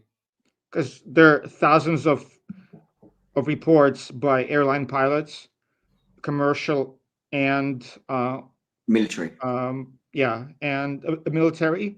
They've seen these all the time. So what are they, though? Again, I've seen multiple podcasts, multiple shows where they came on. It's like, yep, it happens all the time. Are they aliens? I mean, Nikos does have a point, so I'm kind of torn. I would think they would be. However, I do believe there is a secret physics, like skunkworks type of physics that's closed off to the world, that they're developing some like anti-gravity, some like things that we don't understand. However, I choose to believe that these are aliens. It's more fun. It's aliens. It's got to be aliens. It's got to be aliens. Was that thing about Occam's razor? Yeah, fuck that. Throw that out the window. No, aliens, bro. Aliens. No, Occam's razor is: do we have new physics, or aliens? I would probably pick aliens than completely new physics that nobody understands. We disagree on this one. We disagree. Yes, we disagree again. Yes, we're back to normality. The army and the military, they have technology that is, they say, 30 to 40 years more advanced than what the commercial technology is. So it wouldn't shock me if there was some sort of type of aerial technology that the military are privileged to and experimenting with. Like, I don't know if you've seen some of the crazy planes that have been sighted from like satellite photos and stuff like that. You know, like, it wouldn't shock me if that was something that they owned. So like the whistleblowers though, that are coming out. So in our group chat I posted, the guy was on Jerry. He has a documentary coming out about the aliens, and he talked to a lot of like high-ranking intelligence officials, and they said whatever we've been seeing, like the gimbal footage and all this, they do not believe it's ours or Chinese or Russian. They believe that this is in fact alien. And again, I would think there would be at least one whistleblower out of all the ones that are coming out that would say it's ours, but nobody is, unless it's all a big psyop, which is also possible. This is possible, especially if the military pilots are saying it. Most military pilots are trained not to talk about any of their experiences. Actually, they're reprimanded and put on military tribunal for doing so. So the fact that there's a large percentage of military pilots that are talking about UFOs, that kind of actually makes me a little bit more uncomfortable. Commercial pilots, I get it. I know commercial pilots. I can understand them talking about it in private circles. But the fact there's so many documented military pilots talking about UFOs, like that kind of actually is quite a red flag, to be honest. So like a lot of them, at least like in the old days, nobody was talking about it because that meant your career would be over. People would think that you're crazy. But now over the past few years, these kind of conversations have been normalized. So I think a lot of them are coming out and talking about it because it doesn't mean your career is over or they're retired and they don't care anymore, unless they work for, unless they have some security clearance that, you know, they sign some NDAs and they go to prison. So it's probably more to do with the fact they're conditioning the public into accepting UFOs as gospel. Now, that's what I think it is. You know, like remember I said before on the previous shows, Little Season, it revolves in the coming of Christ. So that at some point in the future, the coming of Christ will arrive in the air. And the more conditioned the public are to something arriving in the air, they're going to be against it. You know, and it's again taking you away from the, you know, I don't know. There might be, like, I definitely think that there's something to do with, like, I think the conspiracy around the alien invasion, the what do you call it, the Project Bluebeam. I 100% believe that will be. I'm sure there was a president. I think it was it Reagan? I think Reagan. It was Reagan that said, "Wouldn't it be amazing if there was like an existential threat from someone from a different galaxy or whatever that could then unite the world?" And that will be the trigger for the new world order, right? For the one world government. But I think the one world government already exists. Like when it comes to like you said before, Nikos, right? And I 100% agree with you on the notion of Antarctica. Of all of the things, like the governments around the world disagree about, you know, who's in charge. They fight wars, military defense companies, all that shit. They argue over a little bit of land in the middle of nowhere.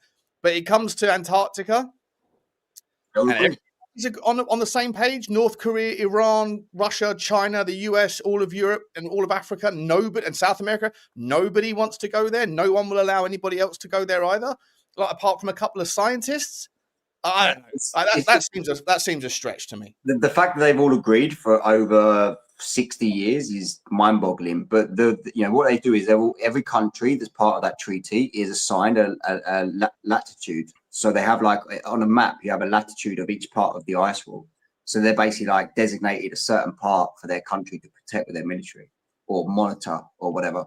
You know, I don't know if you've ever seen the videos of people trying to get to Antarctica. But there's lots of people that have done it all over the world on private sailing boats and fishing boats and all sorts of things. But they're always intercepted at a certain latitude by some sort of type of military. And there's all different types of military from different countries to intercept them. So the fact they all agree on one thing but nothing else, you know, is, again, it's a red flag. Definitely a red flag. Huge red flag. I agree about that 100%. I'm not laughing at you, Nikos. I'm just imagining some guy on a fishing boat. Hey, I want to go to Antarctica. It's like, excuse me? No, for sure. I'll get a video up. You I get get a video up intercepted. of some guys on a speedboat in Australia, that not a speedboat, like a fishing vehicle or whatever, with a couple of tanks of petrol, and then some fucking giant fucking Navy warship pulls up and says, like, Turn turn back or around and we'll we'll fucking blow you out of the water.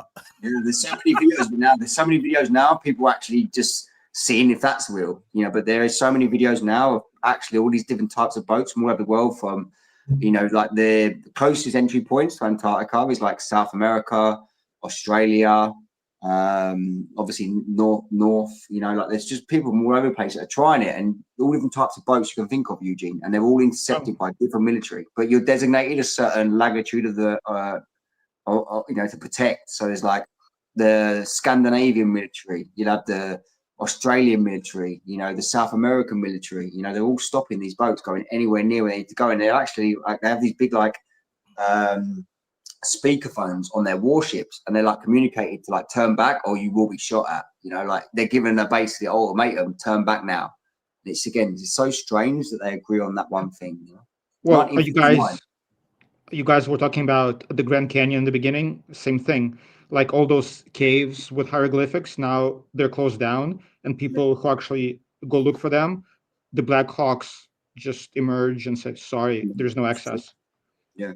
So Well, they've done it actually, these places they wanted to keep away from, they turned them actually into reservations. So there's actually a separate law on US soil for a reservation as opposed to the actual like native land. So like it's like the City of London. If you ever go across to Canary Wharf, it's not actually governed by the Financial Services Authority. It's actually. Have you seen the dragons? There's another thing about the. By the way, Johnny boy, you got to come in the conversation, mate. We're doing this. We're doing the same thing again, where you're sitting there not participating. You're being too polite. I found the website for the Antarctic Treaty. Can you bring it up on the screen, please? You do research while we're talking. I love that. I love that. Who does research? You're like Jamie on Joe Rogan, mate. You just exactly. Jamie, pull up the Antarctic Treaty website. Pull that up, Jamie. Change his name to Jamie. Pull that off. Pull that up, Teflon John. Well, I could say Jamie, but I've just got a different mask on. Adam Horlock is standing up for me. Stop picking on John. He's fine. Yeah, thanks, Adam. Good job, Adam. I'm not picking up. I'm picking on him. I love Johnny Boy. I want him. He's got amazing knowledge. I want him to share. What am I looking for on this thing? Just to show people like the depth of actually what lengths they've gone to. By 12 countries. Just 12. That's more than that now. What's that on the left? Is that Argentina, Australia, Belgium, Cuba, France, Japan. Not sure of that one. Norway or Denmark, maybe. It's Australia. It was originally signed by 12 countries. It was the UK, the USA, Russia, Norway, Japan, Chile, Australia, Argentina, Belgium, France, New Zealand, and whatever. And now it's 58 countries. So like what that says on the website there is originally was agreed by 12, but it's now 58 countries that all have a section of the water protect. Look at these people, all these people here employed to sit around, you know. Yeah, taxpayer money. There's the list of treaties. If you go on parties, there's a list of parties all listed there. I think it says 56 since, and then you've got non-consultative. Where's parties? Well, meetings, environmental protection. There's a lot there. With all due respect to Belgium, South Africa, and like New Zealand, why are they even there? Who cares about them? Because they might have been big time back in 1958, though. No, it's because it's such a vast amount of territory to protect. So they've designated it off as like a delegation of like, okay, we can't do it all. We need other countries to take part in this so that they can protect their bit. So that's usually the closest bit of Antarctica that they have to their land is what they protect. So all these guys are non-consultative. So these people are just like, yeah, we'll do what we're told. You just get on with it, bozos. Yeah. Interestingly enough, you scroll past Spain there. Can you scroll back to Spain? Because I know Spain's nowhere near Antarctica, just out of curiosity. They joined in 1982. So we're one of the later ones, right? Guess so. Yeah, so they must have territory somewhere. They must have a colony somewhere or something that was doing. But yeah, there's definitely something going on there. But listen, you know, we're going to find out ourselves, right? We're going to get permission. We're going to get some visas. I don't know who you go to ask for to get a visa, but we're all going there to do a 24-hour sun chase and then see Nikos's mind explode. And Johnny Boys, Teflon John. You know, it's going to happen to you, Johnny Boy. Who ends out the permits to travel there? Yeah, they do. Yeah, they issue permits. Yeah, you have to go with an agent. You actually have to go with a tour guide. Is it a registered tour guide to actually just go there, even just to fly there? And you're only allowed in a certain, like, they take you on a guided tour. It's not, you're not even allowed to go, okay, I'll see you on Monday. You know, it's not, no, we'll take you around and we'll take you back. I think we should start with Alaska first. Garden is saying, I live in Hobart and they're always sending boats there. No one is guarding Antarctica. Right, on that point, Anaconic, I'm going to have to go and get the Antarctica. I'm going to have to go and get the video. What do you mean sending boats there? What, sending migrants there? No, it's Navy. It's the Navy too. It's the new Rwanda policy. We're going to send you to Antarctica, okay? You know, so it's good luck. Instead. Hey, wait a minute. I need to. Vote stopped from getting. Go there and chill out. Yeah, pull up a couple of examples, Sean, just to put this into perspective. You know, I think people need to see this themselves. Here we go. Don't take our word for any of this either, by the way. Anything you hear on this crazy show, outlandishly stuff, like, check out for yourself. All right. Is it on the screen? Yeah. It is coming to us. He's got the shits because... This is Warship, Hobart, channel 16, over. 16. Yeah, we got you, mate. Just bad boys.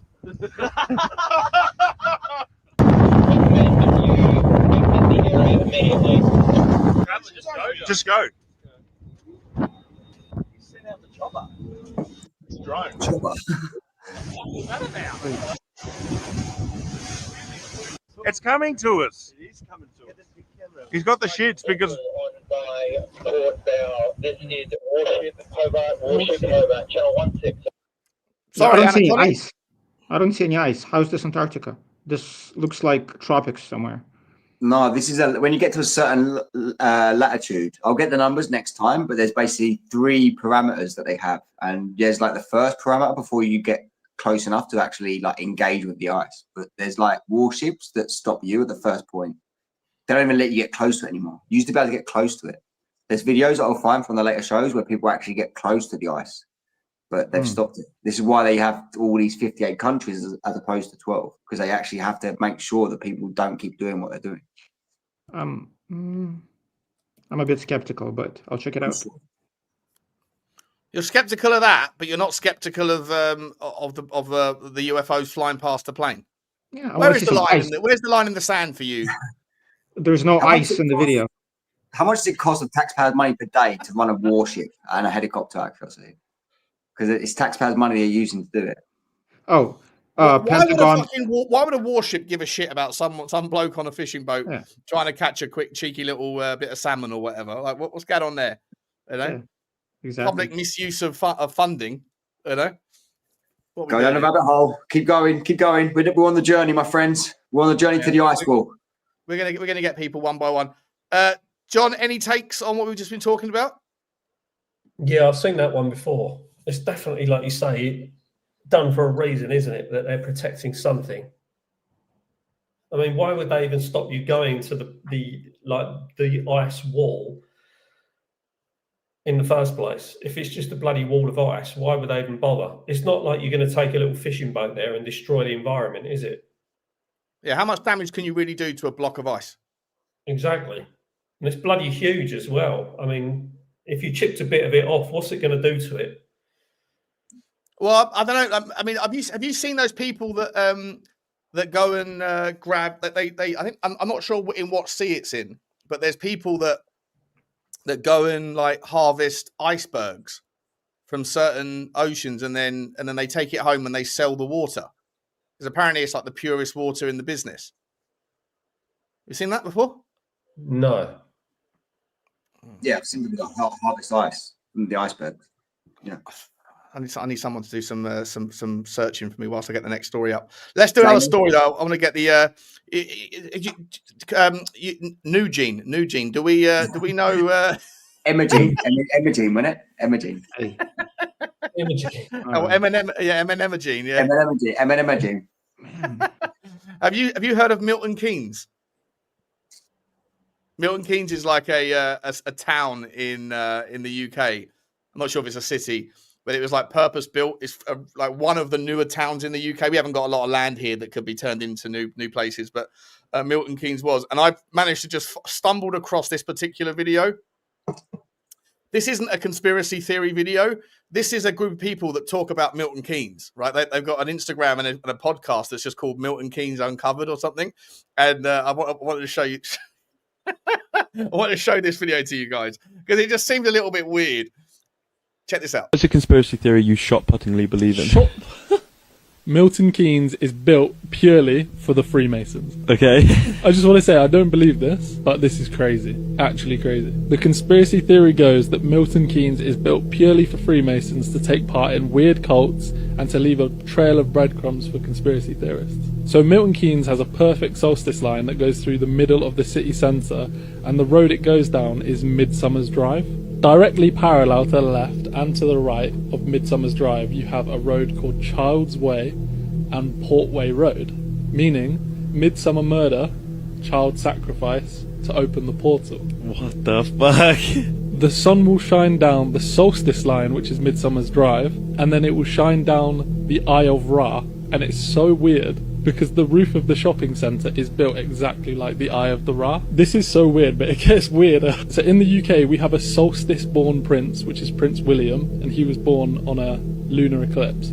Prince William was in Milton Keynes for 3 days in a row for Revelations 12, which is the 23rd of September 2017. And I didn't even know these places exist in Milton Keynes because it's so weird.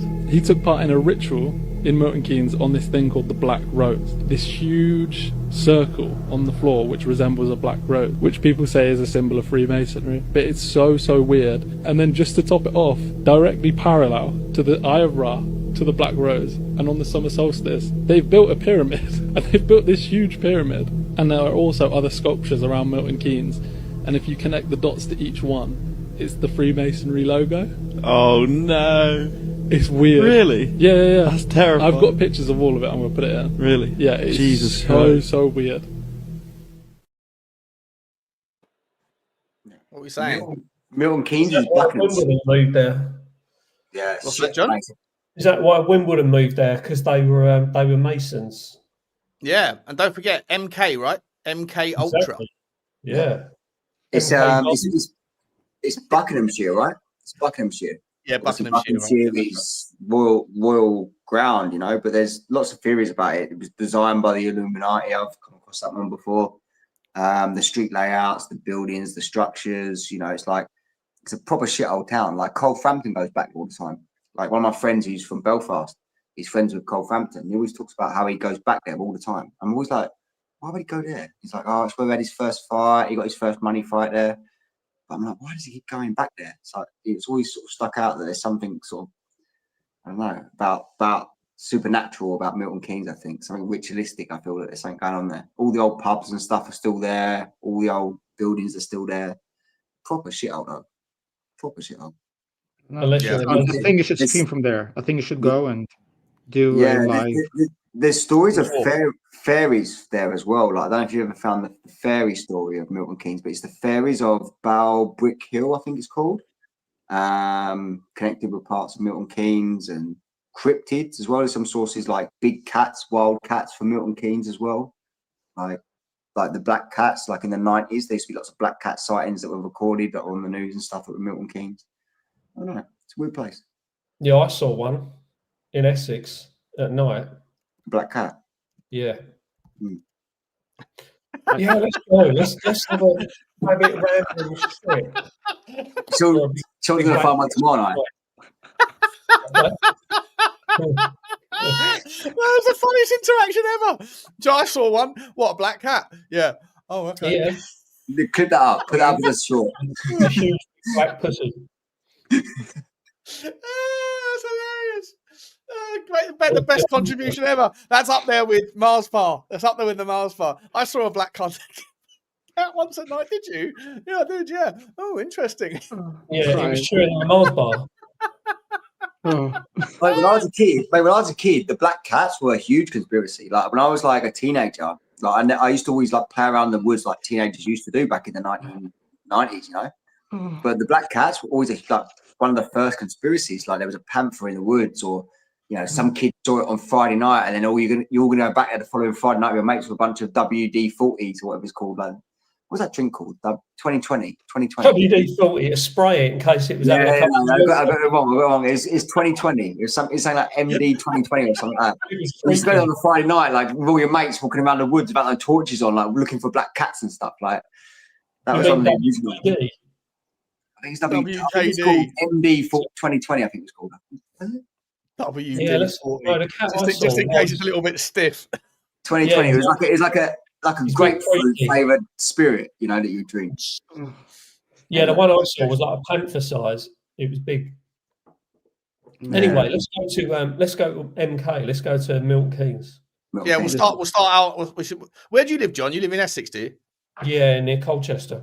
Okay, me and you have to do a day out. We'll go to London, right? And we'll capture we'll get the dragons, and we'll go to the temple where they've got the giant obelisk.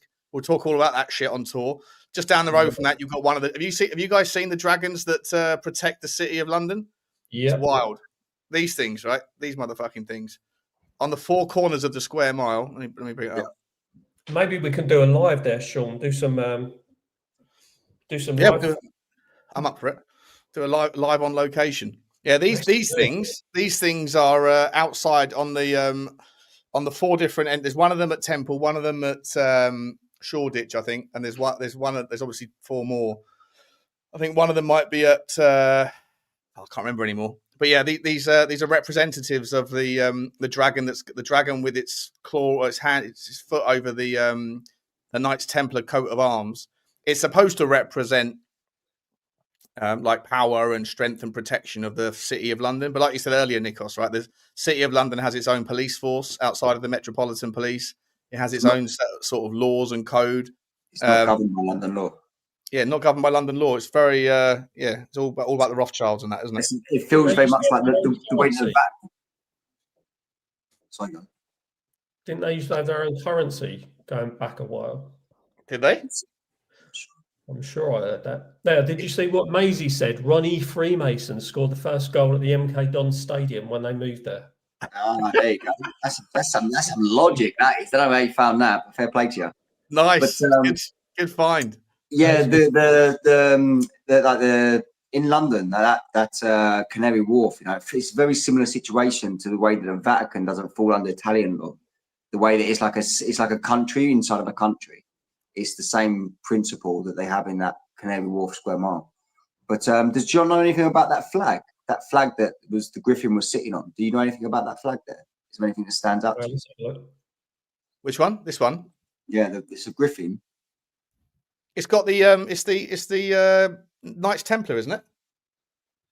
The Knights Templar flag was always the one. This the sort of cross of St. George with the sword in the top left.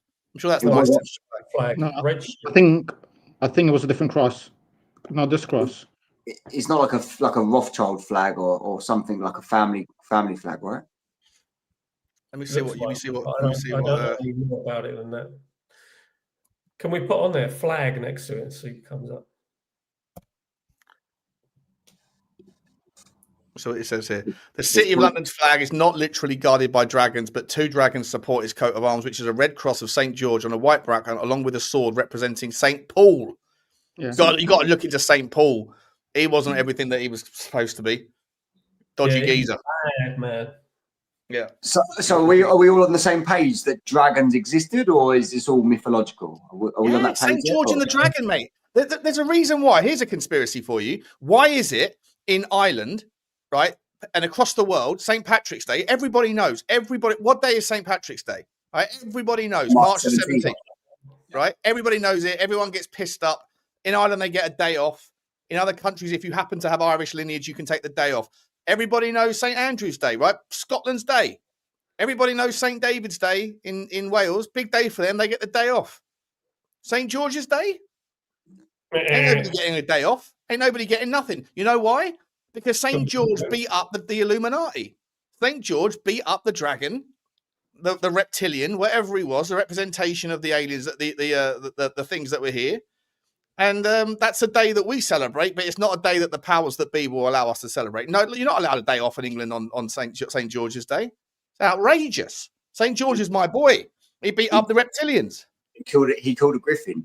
There should be a new holiday coin. It'd be St. Prince Andrew Day. It'd be the day that Jeffrey Epstein died. Can you imagine it?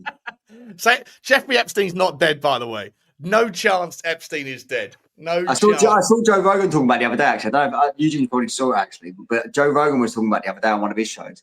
And he was like, he pulled up the picture of his cellmate. His cellmate was an ex-police who murdered 5 people. And he's like 6'8", and he's like a steroid bodybuilding. And I'm like, yeah, like that guy could have killed him. Like, yeah, I didn't actually think of it like before like that, but they could have actually like MK Ultra that guy into killing him, you know, like, I don't know.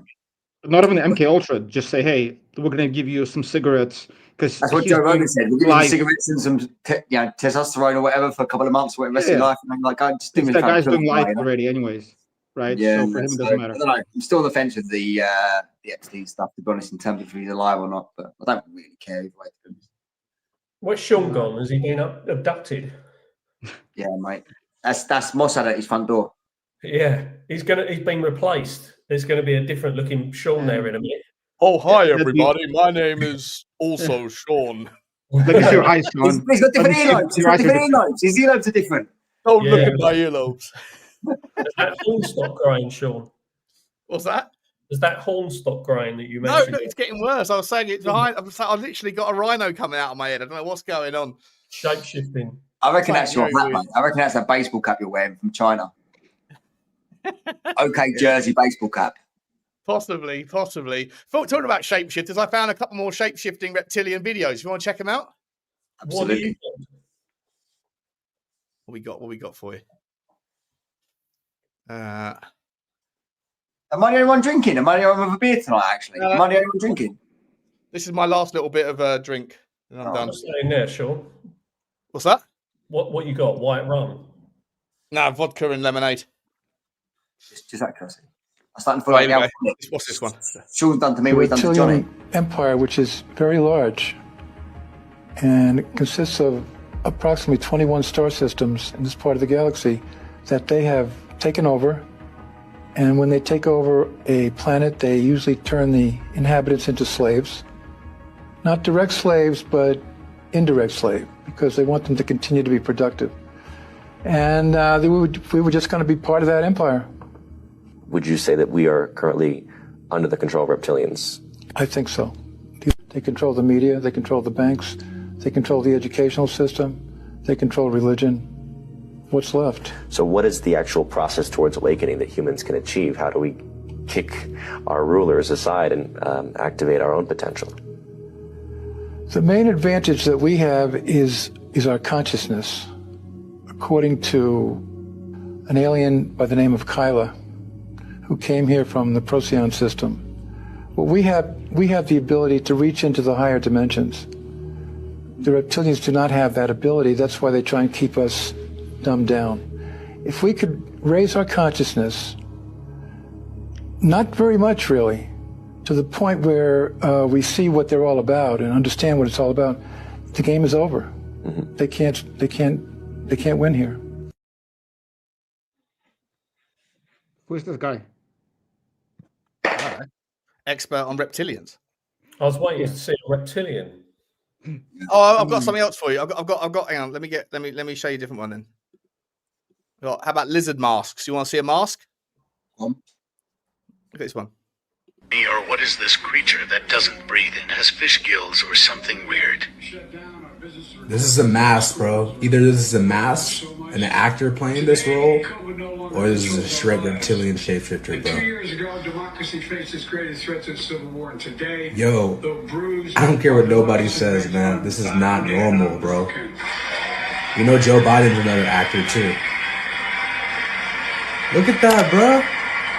Is it just me, or what is the... All right, within the last 4. Wait, I'm sorry. Wait, I him think that's a moving the phone, is that? I don't understand. It's the Oh. it's clearly aliens. Aliens. It's always aliens. Always. It always 1000%. comes back to aliens, Eugene. Come on, mate, you know this. 1000%. I got a couple more. I got a couple more for you on the reptilian thing, and then we can digest it all together. Okay, give me 1 second here. What's this one? The Babylonians, the Sumerians, the Phoenician Canaanites, the Egyptians, especially the Sumerians, all the ancient peoples of the world talked about the reptile aliens. Well, after the program, I got a phone call from a guy who's, later on I found out, is an extremely wealthy businessman in Las Vegas. He buys and sells hotels and commercial properties in Vegas, and he was the biggest there. And he said, I'm a Christian, and I have 5 men who work for me in my office, and they're Christians, and they all belong to the same church. We all go to the same church, and all 6 of us are in the office, and we were hearing you today. And he said, when you mentioned reptile aliens, I had to call you and tell you.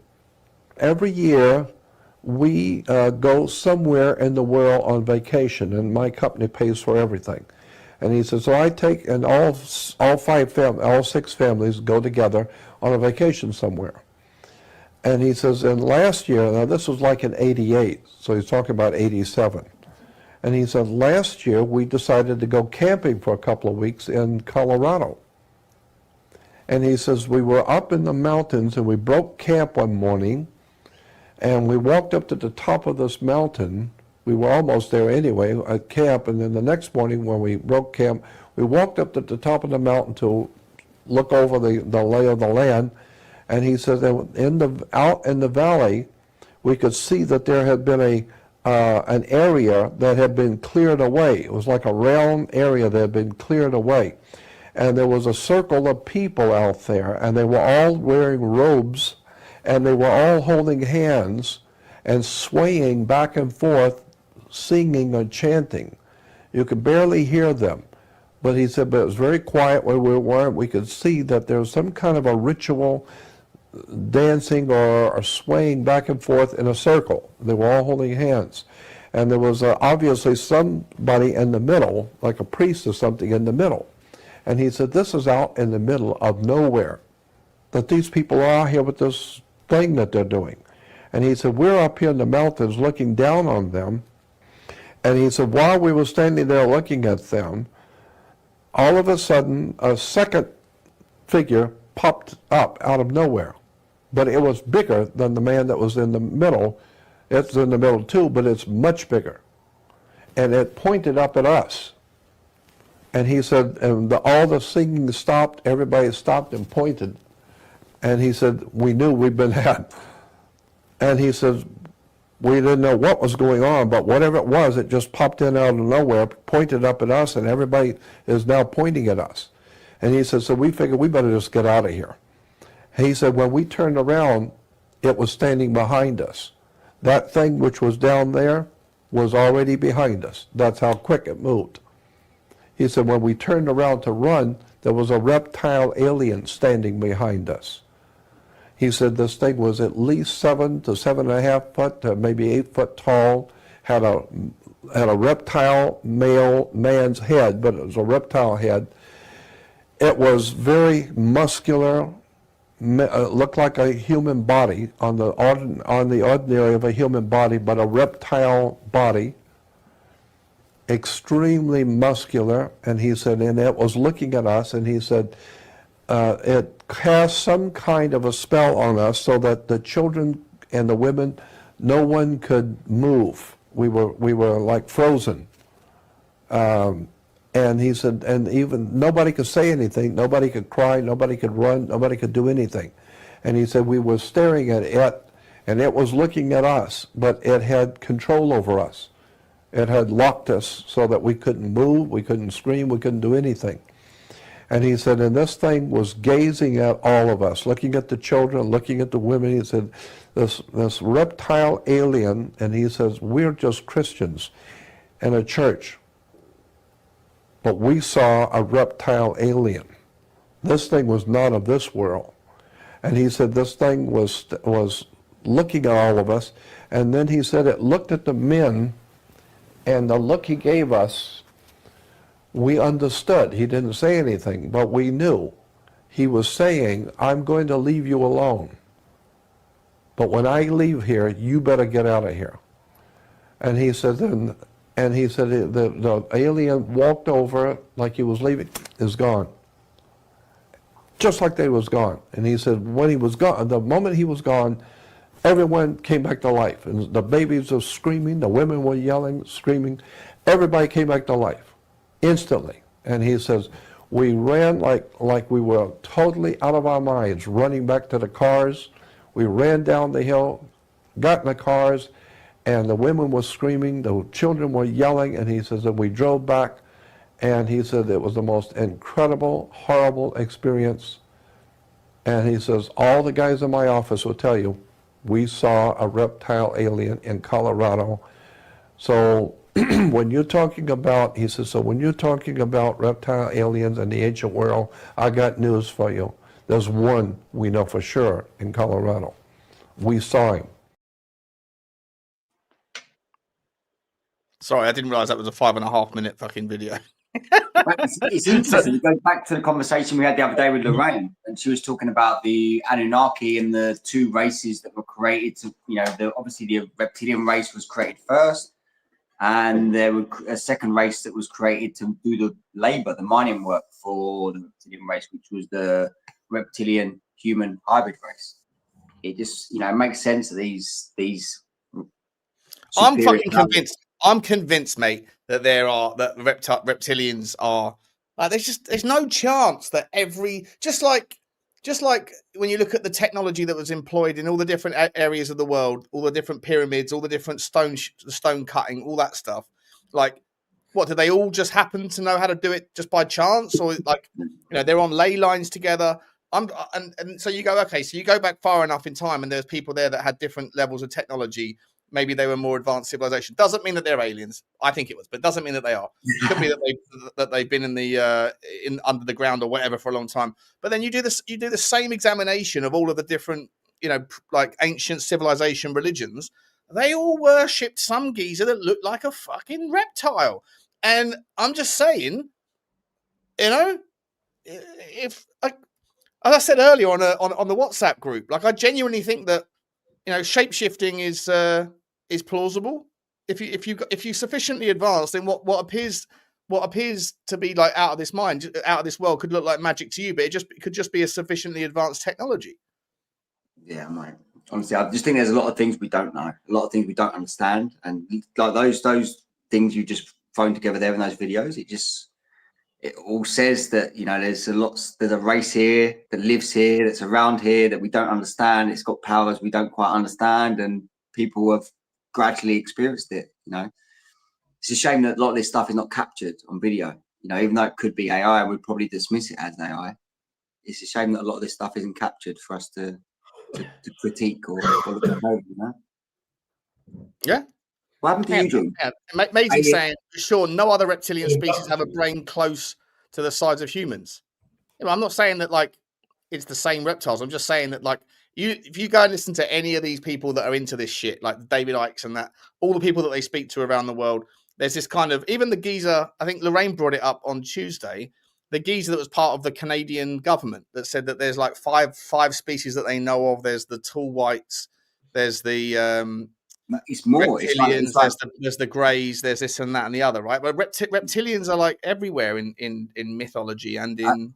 He documented I think it was 60 different types of aliens. He actually come out and said there's 60, and he described them all. And there was a log of it on the internet somewhere where they actually he describes them quite. Oh, is that the little book of aliens? Yeah. He was like the foreign minister of Canada or some bullshit, he's coming out talking about all these different types of aliens, whether he was high on some crazy drug or whatever, I don't know, but you can watch it on YouTube. You can bring it up. Which one? The little book of aliens. Is that what it's called? Is that what it's called? On the whiteboard, under Jordan Maxwell. Hold on, let me find the link. Bring that shit up, Teflon. Bring that shit up. Bring it up. That's a new name, Teflon. Teflon John. Yeah. Cool. Nothing sticks to this. Adam Frank wrote it, right? It's on Audible as well. Yeah. I've got it on Kindle. Here we go. I've got it here. I got it. It's a 6-minute video. I didn't know that was actually. I didn't know that was out there, like readily available. Like, and I read it. I remember reading it years ago and thinking that's a bit weird. Why would some like prime minister, foreign minister, or whatever, like start talking about aliens? But it kind of falls into that disclosure category, doesn't it?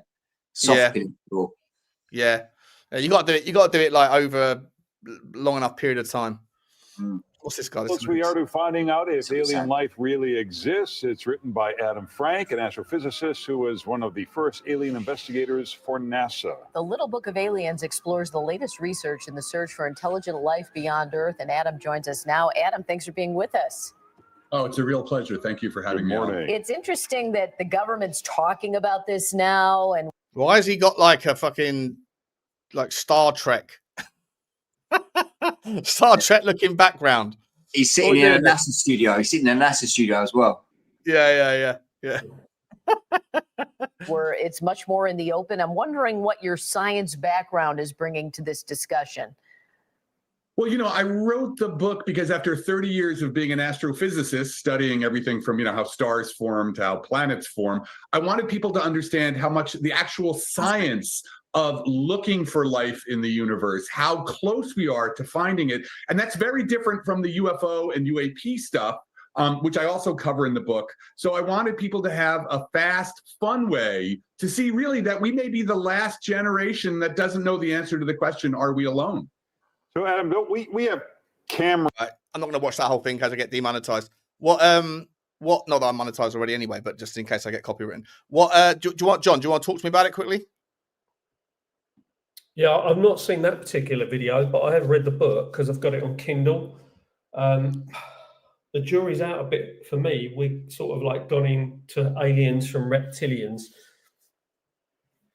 There's a lot more actually that I was saying the other week, wasn't I, on one of the other shows? There's a lot more reference to bird-like creatures. Oh yeah, that's right. Yeah, you said I don't give a fuck. Like if a giant 8-foot reptilian pops up in front of me, or if a giant fucking bird, a giant crow pops up, I'm shitting myself either way. I don't know what the benefit is in kind of, a reptile's a little bit less scary than a bird. Not really. Like, let's be honest.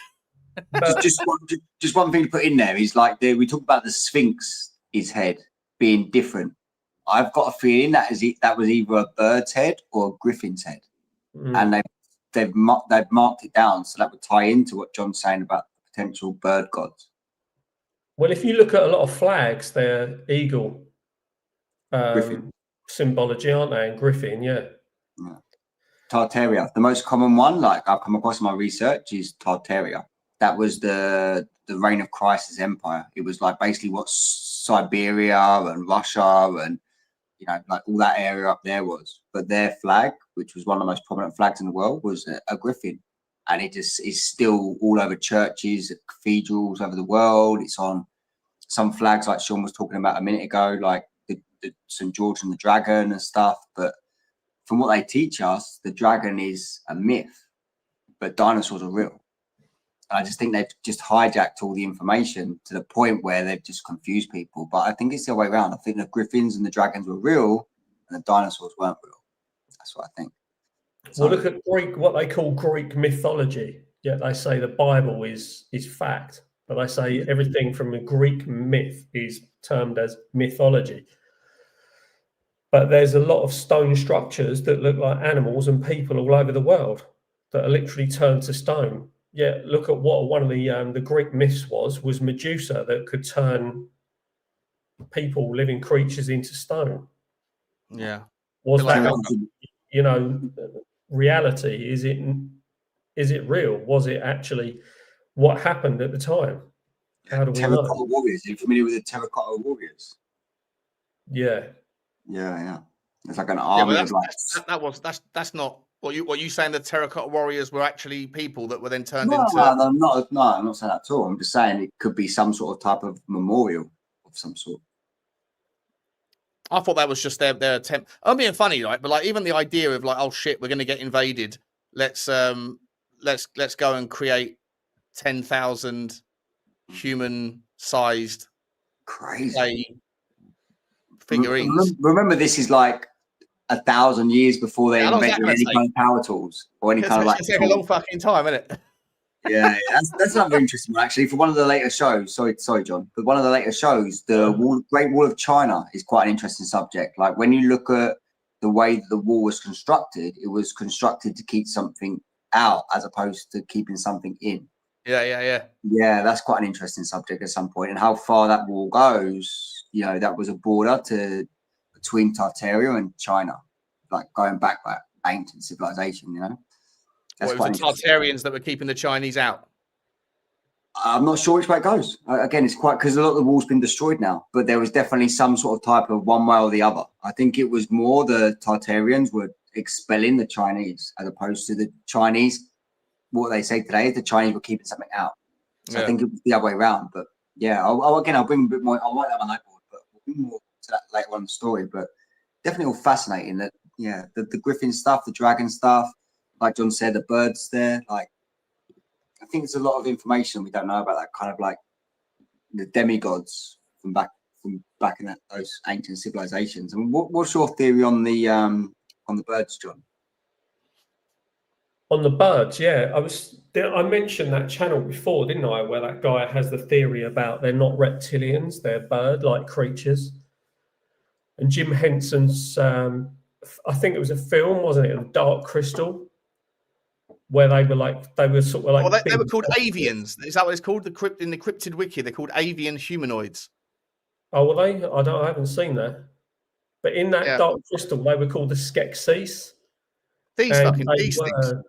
These Pardon? things. Hang on, let me bring it up. I'm not interrupting you. Just bring up some supporting information. Avioids or something they're called. Like, I don't mean funny. If that motherfucker pops up. I don't know what I'm more scared of, that thing or a reptilian. I mean, take your pick. She turns up on a date with you. You're going to turn off and get on your heels, aren't you? Yeah, 100%. Yeah, right. If you need a lift home, though, you just jump on her back and she can fly you up. Yeah. Don't need an Uber for that one. Yeah, but it's quite listen, she's off.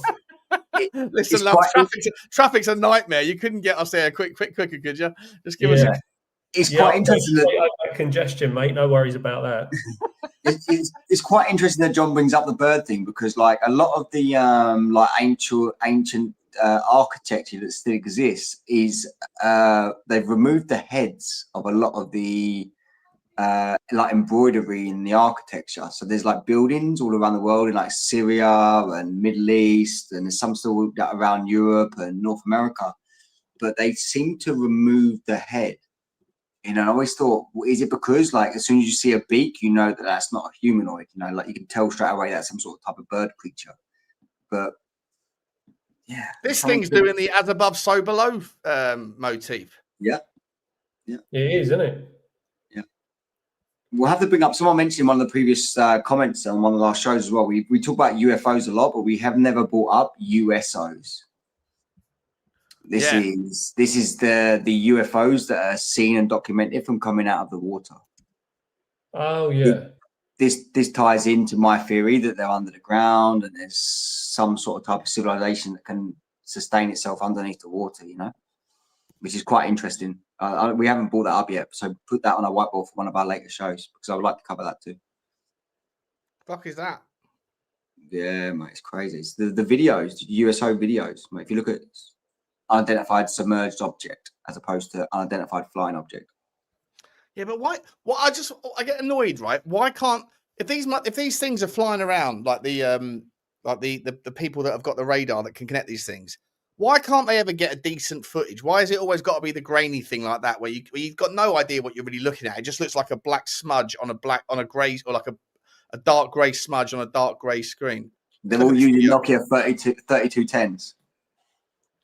Yeah, we're in 2025 now, mate. I want to see. This has a lot of people going Is wild. there a video of it? You see the video? Here we go. What's this?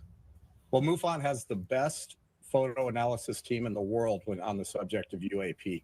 We've got guys like Mark D'Antonio and Seth Feinstein and a bunch of people that are able to go that into doesn't. these What is videos that? and find all the What is that? metadata and all of That's a the little more actual interesting. relevant material. So an AI video is very unlikely to get past us. Well, Ron, we 200,000 cases over the years. Yeah, sorry, these things are not helping. They don't help the cause. You know, they don't help the cause. What are we doing here? What are we doing here? How much more longer do you want to go for tonight, boys? I've got a few more minutes, mate. I like your company. It's Friday night. Why not? What are you saying, John? Not much longer. All right, we'll do 10 minutes then. We'll I've do got 10 to go minutes. and find Eugene. He's been abducted. Yeah, what happened to Eugene? He just slipped off. Yeah, he said his child woke up, which I think is code for I got a tap on the shoulder by my my marker, my what do they call that? You know, the signal guy. His handler. Handler, that's the phrase. Handler. All right, let's go. Let's pivot to a video. Then let's pivot to a video. How about this one? Let's have a look at. Should we have a look at depopulation? Hold on, I found the video about. Do you want me to put it in the link about the that guy's research on bird-like creatures? Yeah. There we go. I've chucked it in there now. All right. I'm writing about reptilians, and I often tell people that yes, reptilians are avian in nature. I'm sorry, that is just as terrifying as a reptile. I don't give a fuck. Don't care. That thing scares me more if I'm honest. Look at the size of that beak. Jesus Christ. They are bird-like. And what I could do here, which is amazing, prove this to you with going into the black magic and the occult, as above, so below. I could 100% prove to you that what I'm saying is correct, because the Bible mentions the bird-like nature of reptilians. Yes, the Bible. And one of the most Luciferian texts ever created on the face of the earth, which is the Book of the Law, which was channeled by Aleister Crowley. There's a lecture on Aleister Crowley on my Patreon about sex magic. But this is Lamb, who channeled the Book of the Law to him. He is the 71st demon in the Lesser Key of Solomon. His name in that text is Dandelion. However, Lamb is what Crowley referred to him as, and that is a reference to the 72-syllable lost word of God the Freemason are supposed to be looking for, which they haven't found yet. They're too busy indicting the Orange Man and money laundering and, blowing up helicopters with children from Shriners Hospital. It's one of the reasons why I was reminded of this, because basically we're going to start with the Aleister Crowley text, the Book of the Law. And this, without a doubt, what I'm about to read you, 100% proves, in my opinion, what I thought. Aleister Crowley was a reptilian, teaching people black magic, kind of like as a Luciferian prophet coming down during the occult renaissance of the 19 and 1800s. I have some different theories on different, Christians, we have prophets, but I don't know, what would you call Luciferian guides? Anton LaVey would be another suspect, founder of the Church of Satan. Actually played a reptilian deity in the movie Rosemary's Baby. Just saying. And they'd like to mock stuff right in plain sight. Now, the Book of the Law, what I'm about to read you, this would get me beheaded in Saudi Arabia, but I don't care. It's funny because talking about the Shriners, they wipe their ass with Islam. I know all the Shriners' rituals. They basically mock Islam. And what I'm about to read, I'm going to read you the whole 10 lines here because it ends with a very familiar quote you're familiar from the Book of the Law. But what he's saying here is basically blasphemous towards Jesus, Muhammad, and basically all organized religions. And just listen to what he's saying. You couldn't get any more bird-like than this. Curse them, curse them, curse them. With my hawk's head, I pecked out the eyes of Jesus as he hangs upon the cross. I flap my wings in the face of Mohammed and blind him.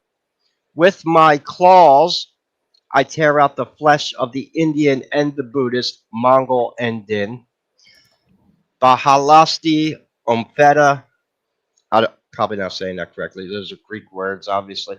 I spit on your crapulous creeds. Let Mary inviolate be torn upon wheels. For her sake, let all chaste women be utterly despised among you.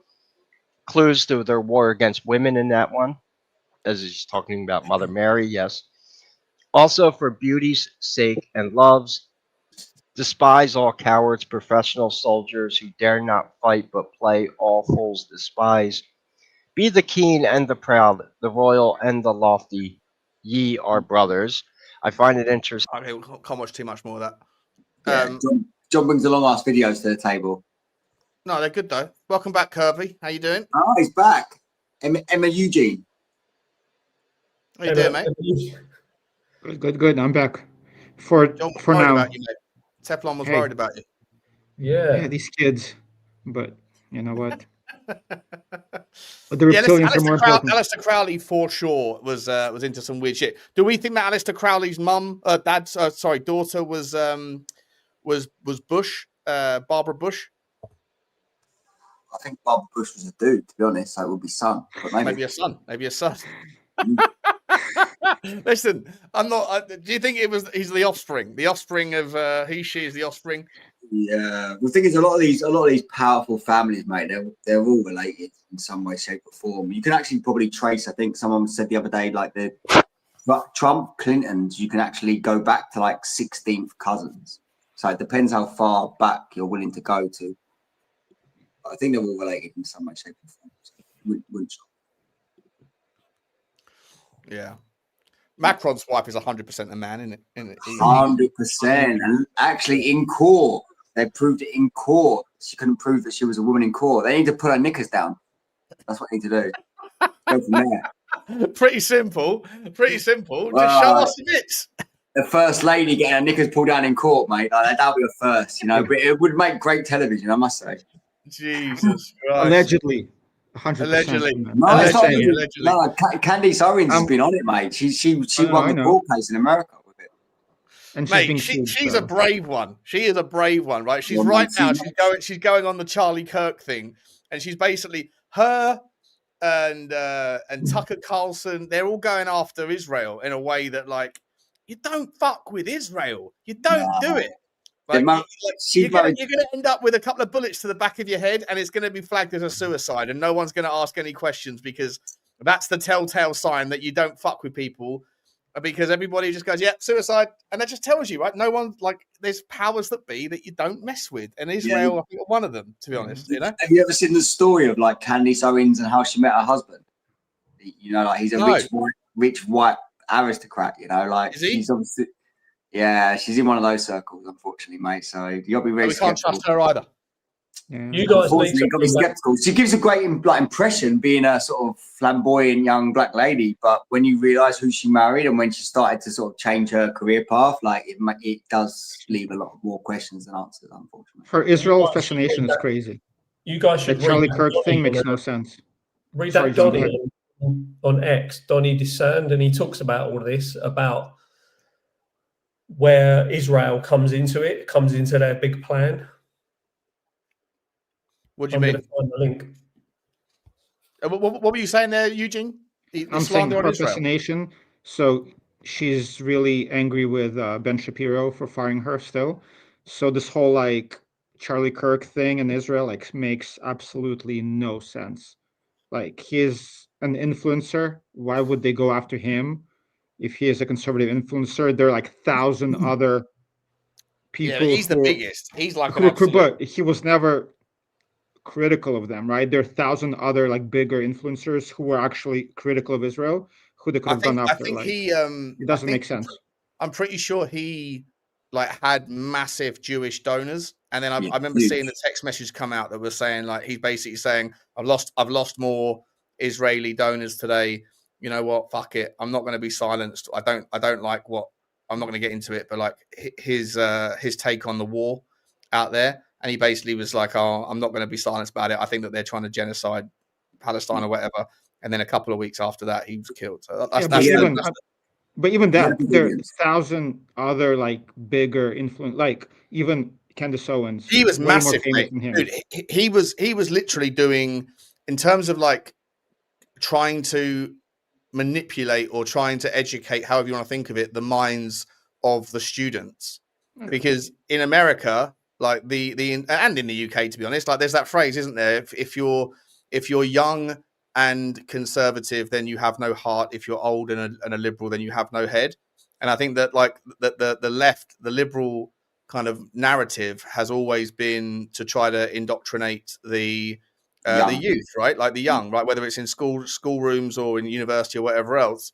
And he was going around universities every single day, and he wasn't a minor influencer, mate. He was massive. Turning Point USA is like a massive organization. No, they're huge. I've been watching him for like a decade, but I'm saying is like in his interactions, he never talked about Israel, this and that, right? Like there are way more people, like everybody is receiving donations from AIPAC, right? That's not even an issue, but they're way more. He's not a politician, though. He was a speaker that had influence, like Sean said, over a very young majority audience. And when he decided to pull his support for Israel because of what started happening in Gaza, not long after he started to talk about it, he apparently was invited to Israel to meet Netanyahu, which he refused, and the funding stopped. And then 2 weeks later, he died. But that's that's based on somebody's comments. Like he's never said anything of course. Yeah, of course. publicly. Yeah, none of us know the truth of what happened there, but you know, I'm just saying that like, the argument, like you're saying, it doesn't make any sense.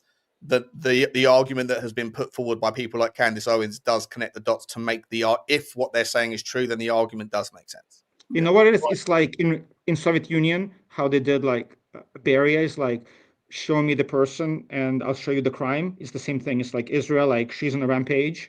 Like, oh, Charlie Kirk, oh, somebody else. Let me connect the dots and I'll tell you how Israel's involved. It's to me, just the way, again, like him as a private citizen, he was not talking about the war. He was talking about culture wars in the States. So until right at the end. But for years, you're absolutely right. But in the last month or whatever of his life, he started to challenge the narrative with he did it publicly as well, and he did it on his own Twitter accounts. So it's not like something that's like hearsay. He actually has come out and he's documented himself, and whether or not they're still there or not. John's got his hand up. I'll stop. You're going to talk about birds again, aren't you? You go back to the birds, aren't you? He hasn't finished his bird speech. No, I'm not on the birds at the moment. Right, this guy on X I was talking about, he said, I was blocked by Candace Owens, the new face of the Great Awakening deception. I called her out a few months ago for saying Christ consciousness is rising, and I pointed out that she's following the Gnostic Truther script perfectly, to which she inboxed me telling me she was a Catholic and not New Age, but it's very clear she's getting her information from the New Age, hence the Trutherism and Christ consciousness rhetoric. More and more of these online influences will be declaring that the veil is lifting, the matrix is shattering, the controllers are being exposed, just like I've been saying would happen for years. Very soon these people will be calling for an all-out Gentile war against the Jews, which will inevitably culminate in a global crusade on Jerusalem, just as Zechariah 14 and Revelation 11 prophesied. It's the beast rising up against the harlot. Things will escalate very swiftly and the tension between Jew and Gentile will reach a head very soon. That's what I've been saying all along. They don't say it unless it's part of the script. They have to destroy Jerusalem to rebuild Solomon's temple. Exactly. I don't They're know. all given scripts and parts to follow. The script is that the Antichrist sits on the throne of Solomon's temple. That's the script. And however they get there is irrelevant. But right now, with what's going on with Israel, like there will be a destruction of Jerusalem, I think. Yeah. So they can rebuild that temple, because right now it's a contested it's contested by different religions. They have to everyone's wipe got a it and slice of that rebuild it. pie, haven't they? Everyone gets a little bit of a wall to It's a touch or problem. to break. It's Right? a problem. So right now there has to be some sort of type of conclusion. So the only way in my mind What's so important about Solomon's temple? Are we It's saying the is it like the it's the center of a center- ley line or something? What are we doing here? it's the center of the world. Like on a flat map, it's the center of the world, and it's always been biblically the center of the world. That's why it's so religiously important. That's why everyone wants to be it. I thought on the flat map the North Pole was the center of the world. Not again in ancient times, like this is regarded as the home of Jesus. It's just in many different ways the center of the world, but the point is like it's been prophesied through many different religions that Solomon's temple will be rebuilt and the Antichrist will sit on the throne of the temple. And right now there's is the temple even there? I don't even know if the temple's still there. Eugene, Yeah, can you King Solomon's temple's still there, but King Solomon's temple, when they did the lidar on it, it looks like a The temple's not there. The Wailing Wall, there's only one wall remaining. That's where like all the religious Jews like gather and pray. There's just one like small wall left from the whole temple. It was all destroyed.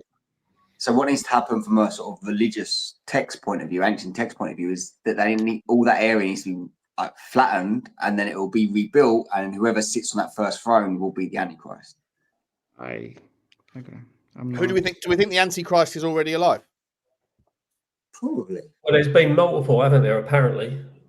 Probably, I think so. I I think said he'll need to be an Antichrist important then, person. He'll need to be some sort of type of important politician or royalty or something like this, I think. No such thing in my mind. I don't believe in organized religion per se. So these concepts to me personally, my opinion only, not to disrespect anybody's beliefs, but personally, I don't. I'm just saying, from lots of different religions' perspective, Solomon's temple is the coming of the Antichrist. So at some point, that temple is rebuilt, and whoever sits on it on the throne first is the definition of Antichrist. Whether that be the Pope, it could be one of the popes, it could be a president. Well, if all religions believe that, then why don't all religions like want to blow it off the fucking blow it up? Maybe some are against it. Maybe some people are against the Antichrist. I don't know. Well, I think everyone's against the Antichrist, right? You'd hope, apart from the guy who runs Palantir. What's his name? Have you seen that? Have you seen that video? Peter Thiel, right? Have you seen that bit by that fat comedian? I forget what's his name. The guy who's he's become a political insight, but he does it with his.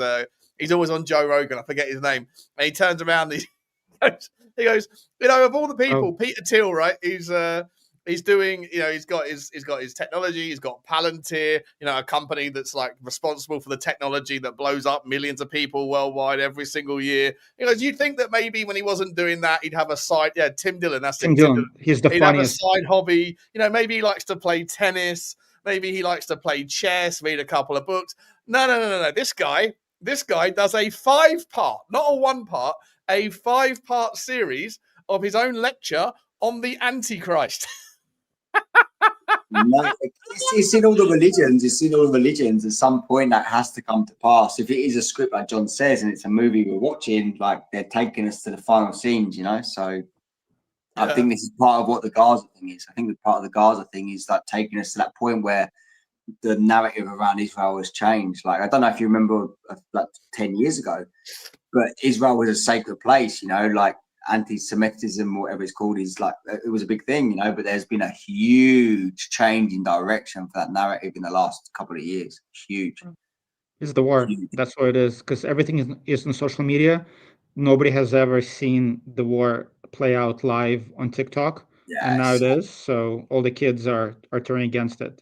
So that's just the way it is. To see stuff like that, mate, for yourself, like with videos coming from like Palestine, mate, like it's crazy. It's brutal. It's brutal to watch it. And as like a impartial person who doesn't really have an invested interest in either side of it, like you instantly make a decision on what side you're on, and that is what social media has done. But unfortunately, like I said, it's just prophecy. If you believe in prophecy and you believe in ancient texts and religious texts. Like that's what the next part of the plan is. So make of it what we will.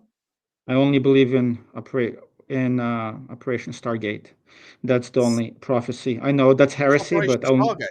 well, Stargate. That's the remote viewers who were Oh, for remote sure. viewing. You know, the Do you know past, what? the Of future, all of the Mars. videos that I've clipped, there was a video that I found yesterday, and I ended up I ended up unliking it and then not using it because I thought everyone would go, you know what, Butler, now you're getting to the realms of the ridiculous. And it probably was actually more legit than some of the other things we talk about. It was like there's this woman that had like black like sort of cups over her eyes, then a bandana put around, then like a massive shield around it. So like it was, she can't see shit. She was on an interview, and I think her daughter is blind but has this ability to see thing. I'm not sure if you've seen it. She's like, I forget her name. It's about the autistic kids. It's called Something Files. It's the autistic kids had this telepathic ability, and they train their parents, and she's one of those parents.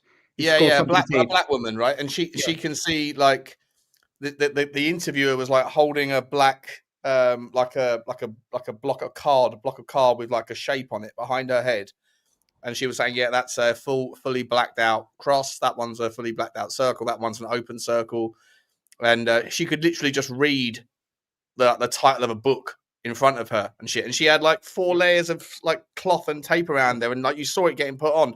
Obviously there's the chance that it's that she's in cahoots, that she knows what's on the books before she puts it on. But this woman's like, you know, does courses in the shit. I'd fucking love to be able to play that. Yeah, my online poker game would be to go through the roof if I could read through the other side of a set of cards. You know what are we doing here? By the way, there is a university in the States. That's where like all the Stargate people went. You can actually go, and they teach you how to remote view and do all that kind of stuff. Anybody can do it. Yeah, I'd like to do it. I'd like to learn how to do that. It'd be fucking awesome. Man, that's pretty cool. You know, I'd go and remote view, see what Helga's up to. You know? Yeah, mate. She's probably still. She's going to find you one down the internet, mate. She's not going to find you through Tottenham. She's going to find you from these kind of talk shows. Maybe. There's been 100 people here, give or take, guys. The entire 2.5 hours. Unbelievable That's stuff. Good. Thank Can you. you make sure you smash the like button, smash the subscribe. John, I feel like you put your hand up, and then one of us interrupted you, and I wanted to say sorry, mate. What was? Apologies. No, I did my thing. You did good, mate. Done it? You showed it. It's done. We went there. It was cool. Thank you. Thank you, mate. Thank you for bringing your world of knowledge to us, mate. I agree with you on the bird thing. I think there's more to that than meets the eye, and I think, you know, like, because it's so unspoken, I think it's probably more plausible that there's something to that than not. I've got to look into the bird thing more frequently. Yeah, that's what I've got a question about. Why have people like Ike always gone to reptilian all the time? It's been reptilian this, reptilian that since Ike came out of it, but nothing about birds. I must say. What did they say about dinosaurs? That they're more connected to birds than John's actual. pissed off. He's angry that the birds don't get the fair share of the attention. Mate, I must say, I've not. Attention, please. There are birds in hieroglyphics. There are birds all over, like ancient texts and tablets. Remember the bangles? Yeah. But, mate, birds is something that has not been on my radar, but it is definitely something that's now on my radar and on my whiteboard. So that's the funniest thing. I don't know what we're doing now in terms of like, the funniest thing I've heard. Apparently. First is the black cats, now it's the birds. This is Black great. cats. I saw a black cat once in Essex. Did you, John? Hey. Yeah, I did. Oh, Yeah, right, mate. okay. Mate, do me a favour. Make that a clip. Make that a short. Make that Yeah, a you gotta short. clip it. I was about to say. You gotta Okay, clip it. I'm going to clip that. I'm going to clip the Mars bar one up. And then the latest one is John's pissed off that reptilians get too much attention, too much of the limelight. There's not enough access for the birds. They need their spot in the end for me as well. Mate, I look forward to seeing your handiwork, my friend. Yeah, the big black cat. It was clawing open a Mars bar. I mean, that was a thing, man. Was it not a thing where you were from? Like when you were kids, was it not like a thing? Like when you was at school, like 15, 16, that people would go on a Friday night to the woods and then look for the big black cats and stuff. Is that not a thing? Yeah, we take WD-40 spray cans with us. No, like you're being silly now, John. What was the alcoholic drink called? It was like purple and green. It was like MD 2020 or something. I don't know what it's called. There was one called WKD, which was in bottles, and it was like Nah, it wasn't. It wasn't that. Orange. Nah, it was like in a. It was like in a whiskey bottle. It's like one of those skinny whiskey bottles. It was like quart pints or whatever. You know, like it was. It's something 2020. It was like there was like a. Oh yeah, yeah. Yeah, it was, mate. It was like a grapefruit flavor, peach flavor, kiwi flavor, that kind of mad shit. It was always like a bright fluorescent color. But we used to have to get it from the off license because, like, at that age of 16, you had to rely on someone getting it from you with a driver's license. You know? Yeah. Look at that. Yeah, there we go. That takes me back. 13% alcohol. Look at the colours on that. Yeah, mate. Yeah. Yeah, the rest of the makeup is like seriously chemically additive colouring. That's probably why people were seeing black cats. Yeah, it's fortified wine.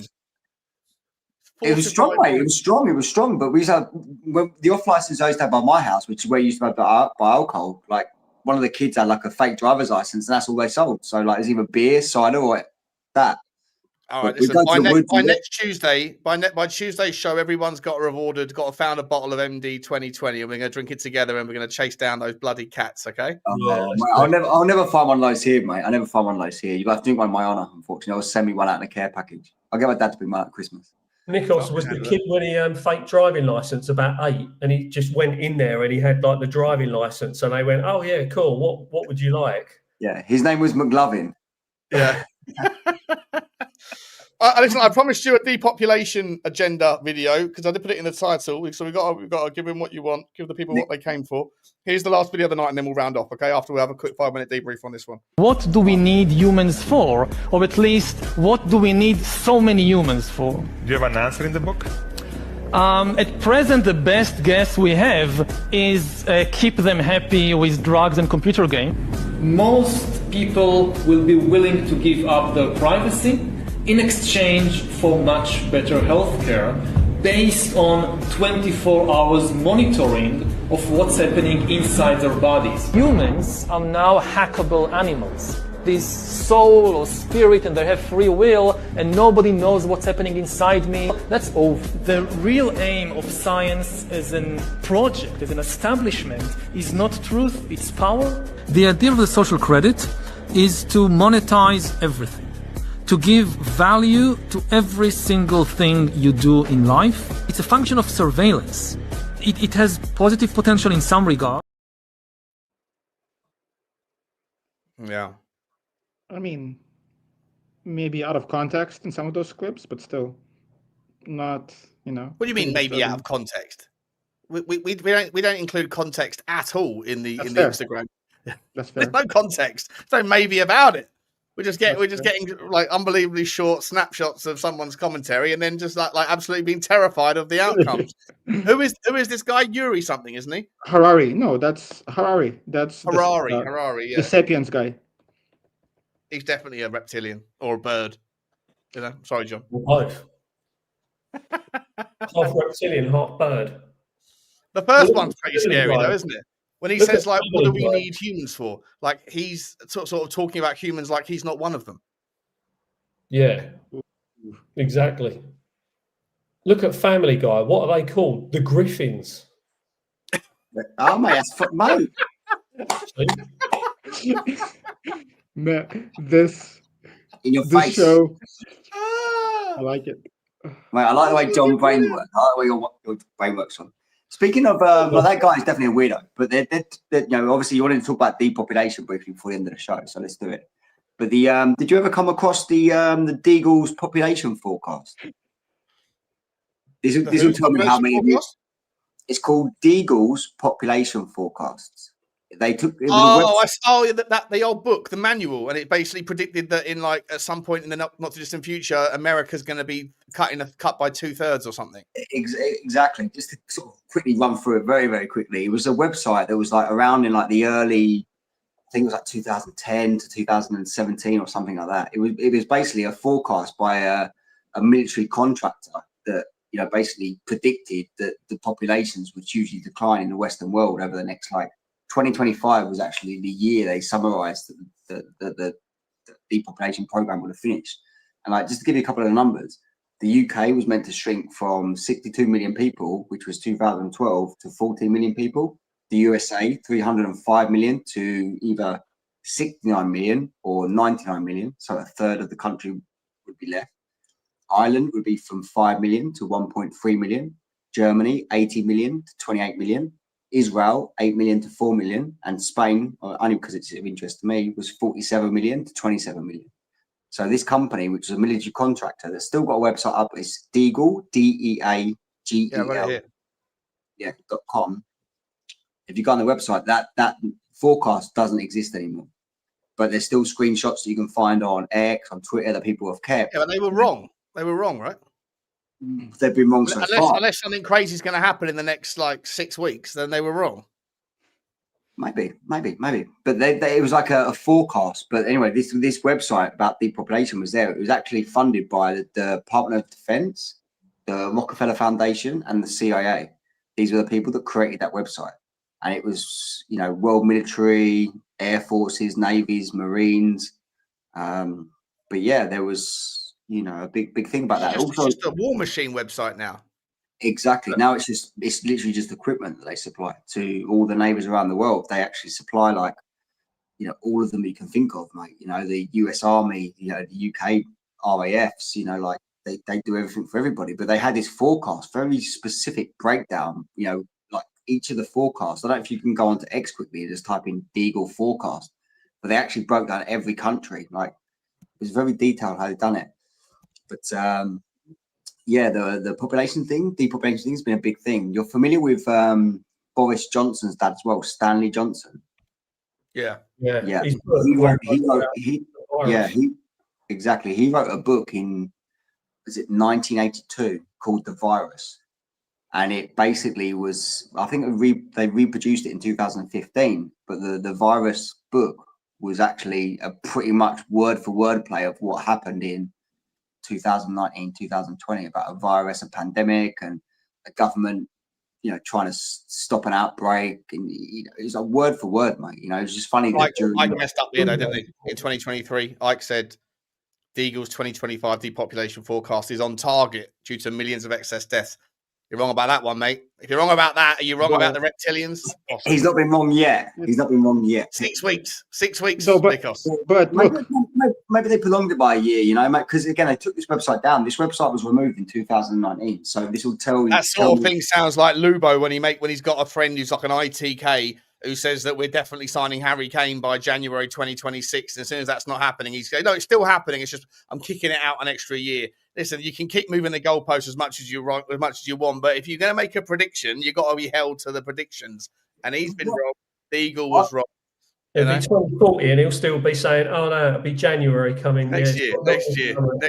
Lubo's prediction comes true eventually. This thing, depopulation. Look, if you look at where the population is exploding right now, it's India and Africa, right? It's exploding. And Europe, Asia, it's been happening throughout history. When a population becomes affluent, they have less and less children just because they have money and they're becoming more, not selfish, but they want to enjoy whatever their money, right? So that's why Japan, South Korea, Europe, they have less and less kids. However, India and Africa, population is exploding. So I don't think it's a conscious effort, depopulation effort. I think that's just the way, the world is right now. If there was an effort, Africa and India wouldn't see huge population growth. Yeah, the interesting thing is actually the countries that I listed off there, they were the most affected from the forecast. And it was actually predominantly Western countries that were forecasted to decline the most in population. So the African countries were kind of not quite as affected, and the Asians as much as, UK, USA, Ireland, Germany, Israel, Spain, they're Western controlled. Right, but I'm saying that's because the people are more affluent, right? The more money people have, the less children. Yeah, why is that? Just because they want to enjoy fruits of their like a lot of my friends, at least in the States, people don't have kids until they're 40. Back in the Soviet Union, my parents had me when they were 19. Everybody had kids when they were 18, 19. Now here in the States, it's school, right? You want to make money Yeah, you want to women be want to stay in the stable, you want to workforce have a more often. job, everything's Yeah, yeah, yeah, expensive. yeah. So people like in Europe, if you look at like Sweden, with like all those countries, nobody's having kids or they're having kids very late. So I think it's just a natural like order of things. I could be I think wrong, but I think a lot of it's plugged into the pharmaceutical side of it as well, like the hospital, the healthcare, like fertility rates, the birth control, the miscarriages, abortions, the vaccines. You know, again, this is more predominantly a Western world thing, even though it has affected the whole world with the vaccine side of it. Like the birth rates in Europe are a lot lower and the fertility rates a lot higher. So, you know, I think it's a combination of different types of like facets to depopulate, you know, but I definitely think it's got something to do with work, like desire to work. Like I was looking at statistics. Obviously, in the UK,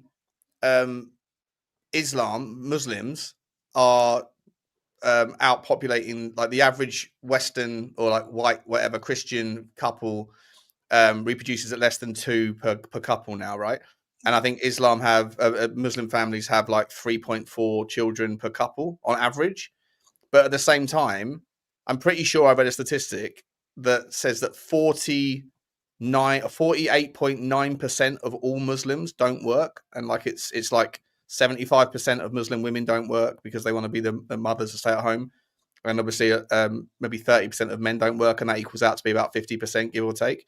So like if you like you're saying, Eugene, if you've got desires to start your career or to work later, like Western women do, then there's less time to have the nookie.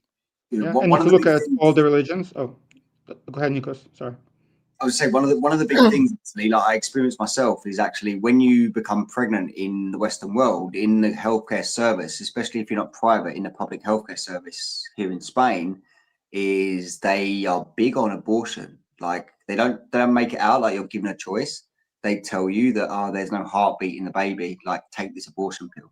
Like that's something that I actually went through personally, and like when we look back on it, like it's kind of maybe a regret that we have, because it's kind of like, oh, maybe we didn't wait long enough, or maybe we didn't have a second opinion. But it seems a lot of it's tied into like the pharmaceutical side of birth control. I mean, I think the pharmaceuticals, they give people like a way out.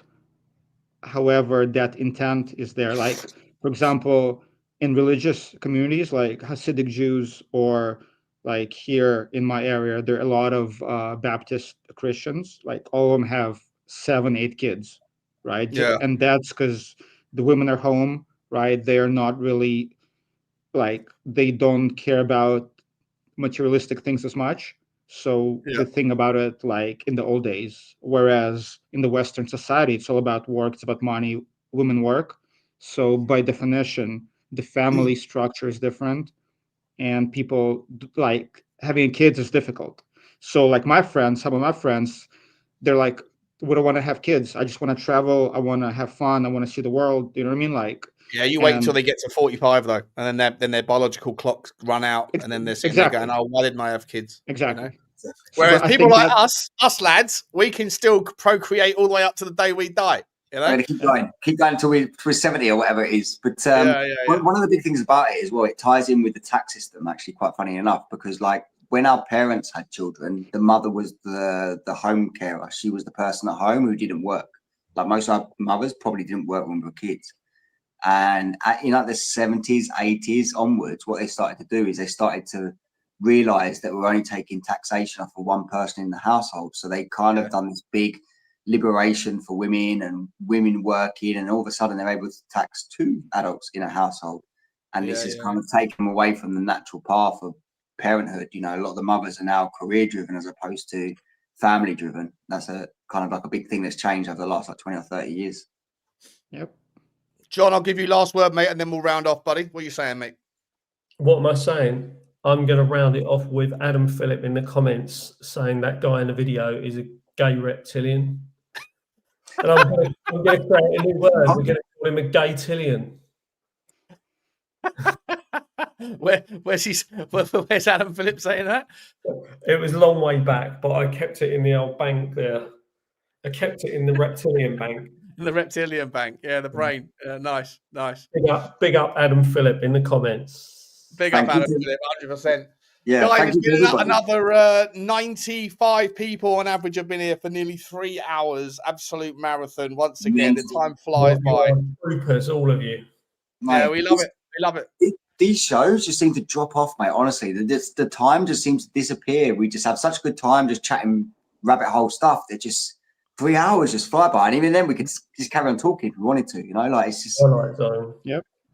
We're going to be doing Tuesday night. We're going to be. Everyone's got a school up. Go and find some videos. Go and find some clips on Instagram, whatever. And it's all about the hip hop, the gay hip hop agenda, Satanism in Hollywood, and celebrity death cults and all that stuff. And it's going to be wild. I think Susie's going to be back on. She wants to take New Jean's place as Captain Skeptical. And the Teflon John, nothing sticks to him, so he can say what he wants.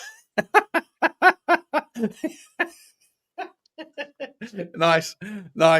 And Captain Flurfart, Nikos, we're going to see if we can avoid the flat Earth conversation.